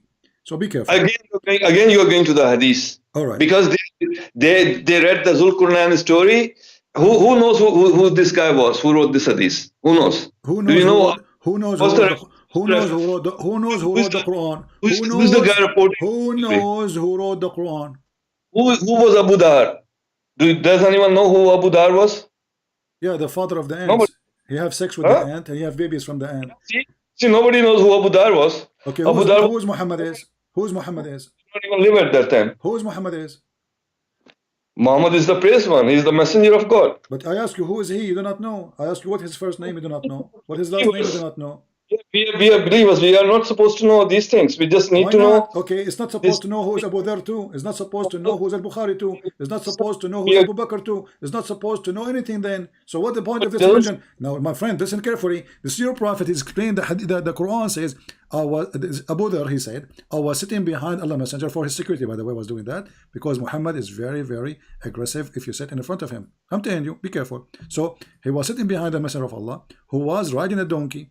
While the sun was setting, he asked, do you know where the sun set? This set? I replied, Allah and his apostle know best. He said, it set in a spring of warm water. Sir, do you know where Samarkand is? Samarkand? Yeah, it's next to Samar, and Kand is next to it. Samarkand is hundreds of miles away from Makkah, yeah?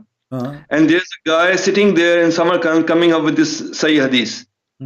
300 years later. Abu Dhar is from Samarkand? No, not Abu Dhar, this Sayyid al-Bukhari. Yeah? He's sitting in Samarkand and never been to Makkah. First of all, this is not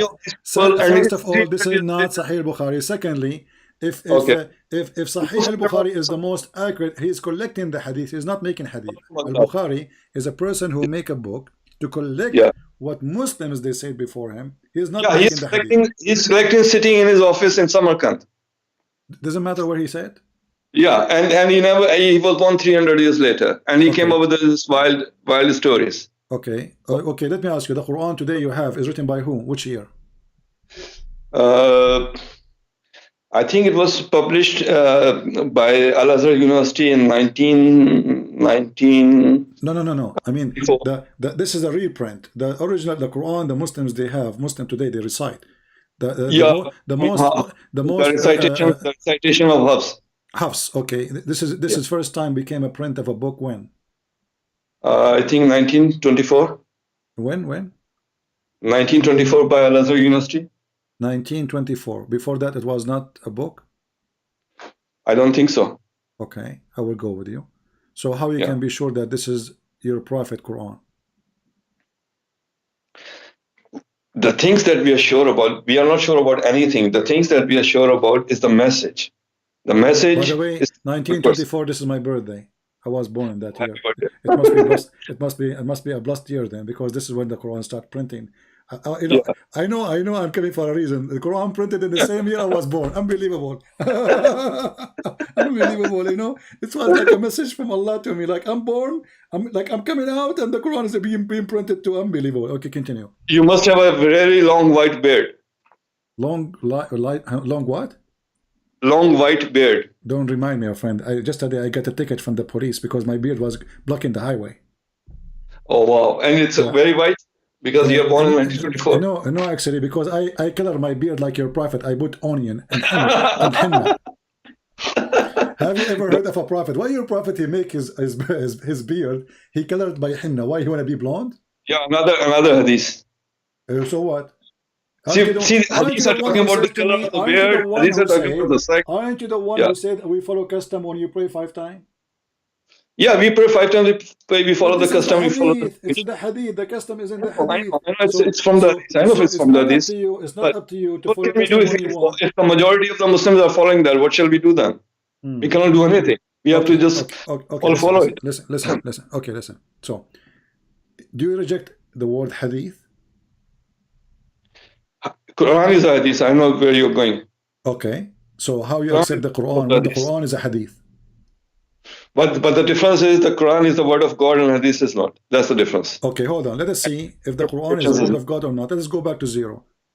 I ask a Muslim. You still have not won. I think this is your first time that you still have not won the debate in such a long time. This is your first time, I think. No, my friend, we are losing with you for sure. Because I'm honestly very stupid. You are the winner. Okay. No, listen. I wanna ask you here about this verse.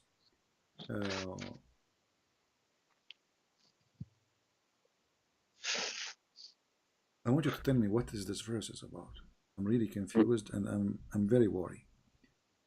Yeah, I'll explain it. I have a grandfather. He died standing up and he was holding a stick.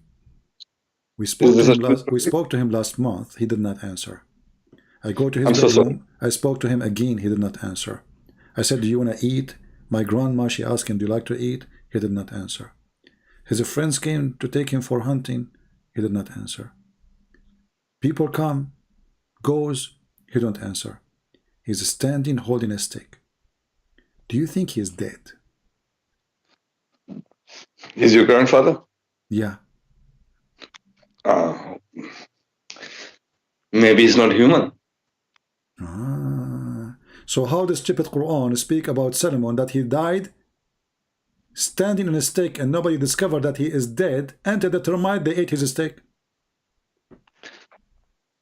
Another miracle of God. This is a miracle. Termite eating his steak is a miracle.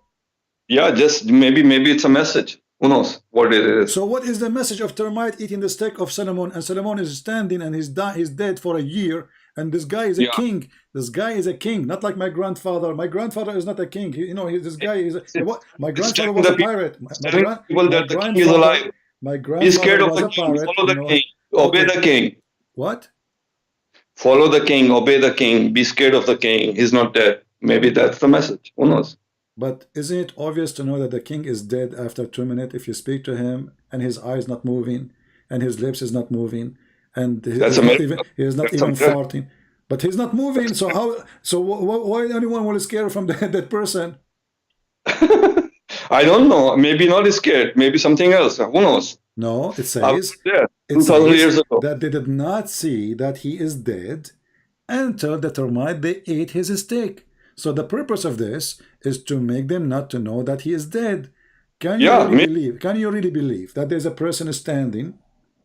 I will let him stand in, no problem. I will give him some help to stand for a year. And can you really believe that the people around him, his wives, his ministers, his leaders, they did not notice that he is dead just because he is standing? Not with logic. Again, it's about not logic. It's about belief. So those people are stupid. They don't notice anything. Yeah, you're talking about logic again. What logic? What logic? Has any logic. Hold on. Why the termite are eating his steak? Because obviously the guy is dead. They're not even afraid of him. The ants will not come to me if I am nearly alive. So I am standing. Even the termite, they notice that this guy is dead, is gone. Let us eat his steak. So the termite, they notice he is dead, and the people around him and his wife, they did not notice? Maybe not. Maybe not. You're going with logic again. Again, you're going with logic. Religion has nothing to do with logic. Just like Christianity, just like... Okay, I see. Yeah, if you start following logic, then you become an atheist. Listen, do you have a steak at home? Shazi? Yeah, maybe I do. You do. Are you? Do you promise me when you die to hold standing when you are No, dying? but I'm not Solomon. Why not? I don't know. Ask God. Maybe when you go to heaven, you will ask him. Well, Allah can make miracles to you too. Do you have termite at home? Maybe he's not going to make any miracles anymore. Who knows? So this was a miracle, supposedly. Who knows? Who knows what it was? You're going with logic. Okay. So you know, I will ask you just one more last question. How can there be a resurrection with logic? Tell me that. I'm not being resurrection. This is not only stupid. This behind the stupid. This is not even good for kids. Listen, you're Muslim. You say you're Muslim. You say that Muhammad, he destroyed the idols around the Kaaba. Correct? Right. Yeah, he did. Did Allah ever order Muslims to have idols? No. So is that why Muhammad destroyed the idols, the statues? Yes. So is having statues against Islam? Yes. Are you sure? Yes. How sure you are? 100%. Okay. Chapter 34, verse number 13. It says that Allah, he ordered his messenger, Solomon, to build temples, have statues in them. Yeah. But maybe at that time it was okay. But you just said to me you are sure Islam is against that. Because Islam came after Muhammad. Yeah, Islam came after Muhammad. Maybe at that time, at the time the Solomon. Islam came after Muhammad. Before Muhammad, there was no Islam. There was no Islam, of course. So what it was then? Muhammad brought Islam to us. That's why he's the last prophet. What it was before Islam, before Muhammad then? There were pagans, there were different kinds of religions. There were, Solomon was not a Muslim prophet, was a pagan? I don't know. No, there was no Islam before that. I'm asking you. There was no Islam before Muhammad. Okay. See. Yeah. So the Muslim, they lie to us when they say Adam was a prophet. That's hadith again. That's hadith. Yeah, because why Muhammad came if there was Islam? Okay. Yeah. So based on you, Abraham was not a Muslim prophet. No. Okay. Abraham was not a Muslim prophet. Muslims became Muslims after Muhammad. 40 years of Muhammad. Okay. So Abraham was the prophet. Isaac was the prophet. Musa was not the prophet. They were prophets, but they were not Muslim prophets. Okay. But they were prophets. So who was the one who gave them the books? Allah. Okay, so he gave them books. Books of all of them. All of them got the books.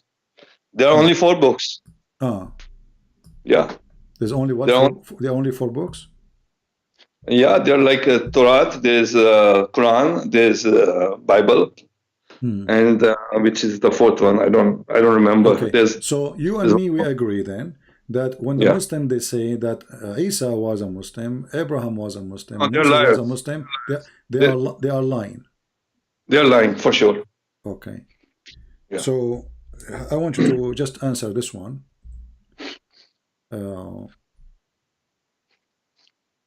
Let us see this. See, these are the Muslims who have given Islam such a bad name by lying, by making up YouTube videos, by coming up with stories. Hold on. By saying that there is science in Quran Islam is the most stupid religion. I want you to read this verse for me.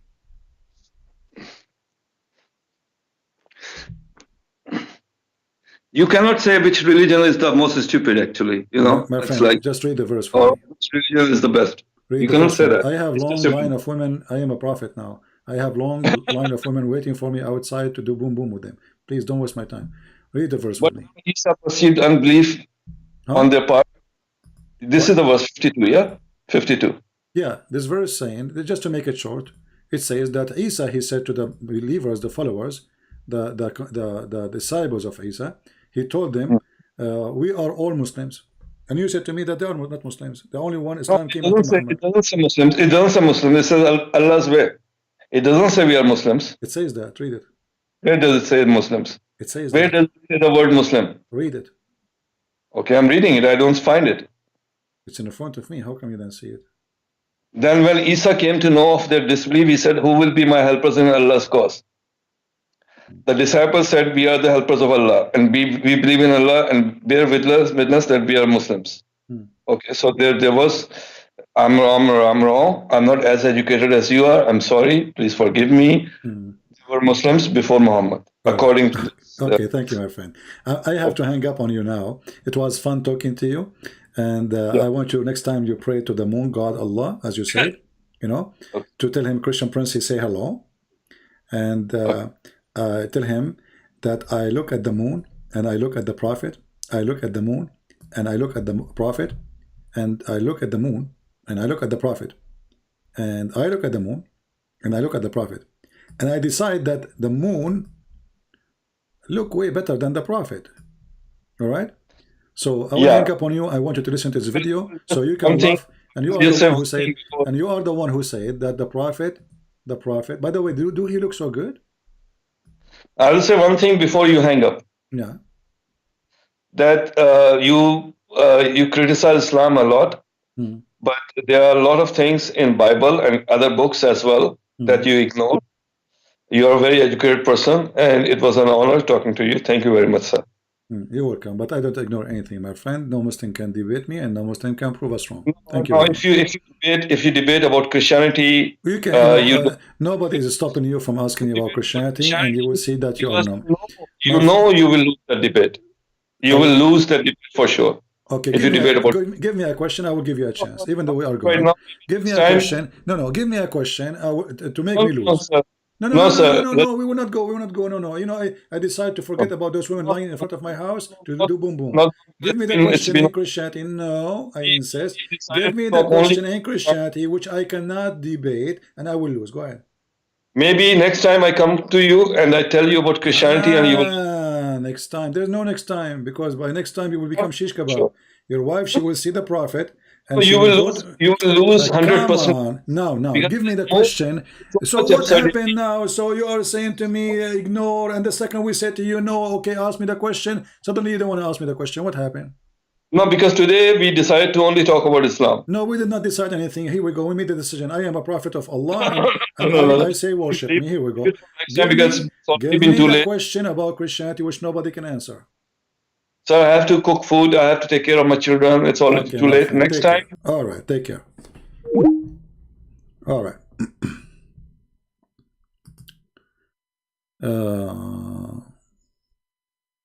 A Muslim, he's saying to me, is your butt ready?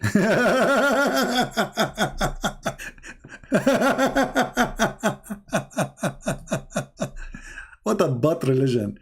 A Muslim texted me in the chat, says, is your butt ready? My friend, don't talk about my butt. This is what you Muslim do. Talk about Muhammad's face, his belly, his eyelashes, his butt. The command, this is Muhammad Rasulullah. Oh, wow. This is Muhammad Rasulullah. Anas ibn Malik says. Anas ibn Malik, he says that? No way. One night, I came out one night, it was the full moon night. Look at the emotion. It's hard to say it, isn't it? It's very hard to say it. Look at the emotion. Look at this. I look at... You cannot say it. I cannot say it. It's not coming. It's not coming because I'm very emotional now. And I'm talking about the most pretty person in the world. He's so pretty. He's so pretty. Face. Moon night. The full moon night.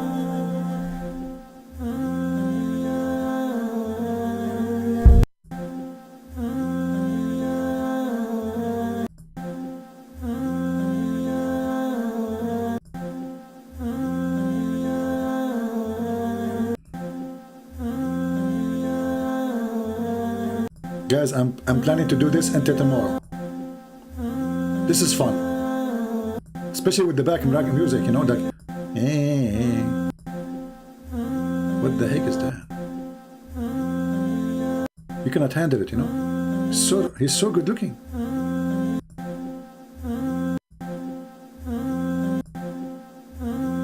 What the heck?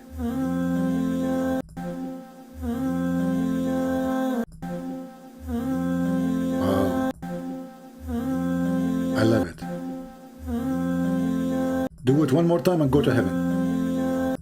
That's it. Oh boy. This is the stupidity of Islam. And the guy, he just called us to tell us that Muhammad was a very, because he's a special man, women, all Muslim women, they want to F him. All Muslim women, they want to F Muhammad. And you are telling me why I don't feel lucky, why I did not come as a prophet for Allah. I mean, what's wrong with me? Why Allah did not choose me to be a prophet? And I will do that job. I will be sitting reclining in my chair. And women, they come by thousands. The praised one, the praised one, the praised one, CP, the praised one. We want to do boom boom with you. And the CP says, okay, hold on. Only pretty women, okay? Think carefully. Only pretty women. If you are not pretty, get Betty. Pretty are welcome. Not pretty, Zori. What a stupid cult. I want to say thank you guys for being here. I hope you have a good time. At least this guy, he have the guts to call me. And it's not his fault that Islam is stupid. He's a nice guy at the end of the day, you know. I have nothing against him as a person. You know, he's a gentleman. He's a nice. He's not rude. He's not etc. But as you see, this is what Islam is about. Who can fix this cult? Nobody. Right? Okay. Jordan Peterson. Who is this Jordan person? And you know, the Muslims, they seek fame, so they interview supposedly famous ones. And what, here we go. Already they interview the guy who is Antichrist, and he got them busted.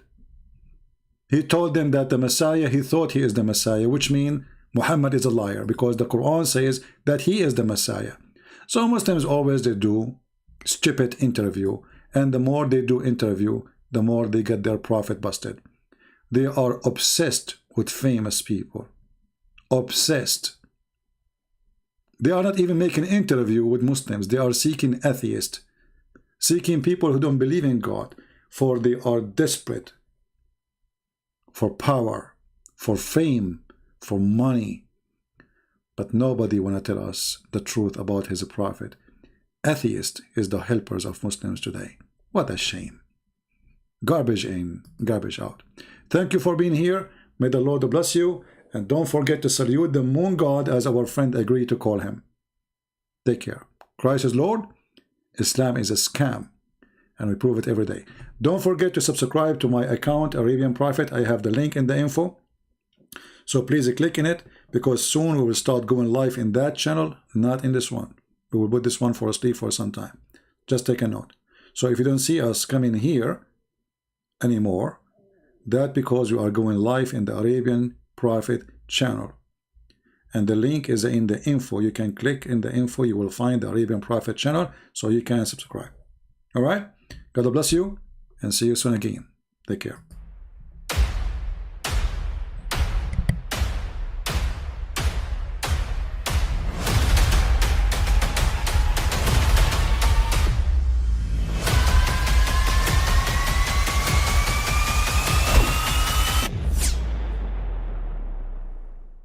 But I mean, again, he doesn't know who Gabriel is, right? Because he didn't come from an Abrahamic faith. The people of Mecca were pagan. Quran is mentioned, if this book was from other than God, they would have found in it many contradictions. If a book is without contradictions, that has no bearing on whether it comes from God or not. I've had phone books that are inerrant, but I certainly don't think God gave them. That we believe without understanding. The brother asked a very important question, that most of the scholars say that listening to music, watching movies, and most of the television programs, they're haram. So how can we have fun? Let me tell you, brother, at the outset, that having fun is permitted in Islam as long as the fun is halal fun. That the standard narrative has holes in it. The Prophet tells us because Satan or the devil sleeps over our nostrils. Those who oversleep and not pray Fajr on time, Satan urinates in their ears. I really do think Jesus was crucified and that he really was dead and buried. He thought that he was a son of God in the sense that he was specially chosen by God. I think Jesus really did think he was going to be the Messiah, the future king of Israel. I mean, that is, after all, why they crucified him,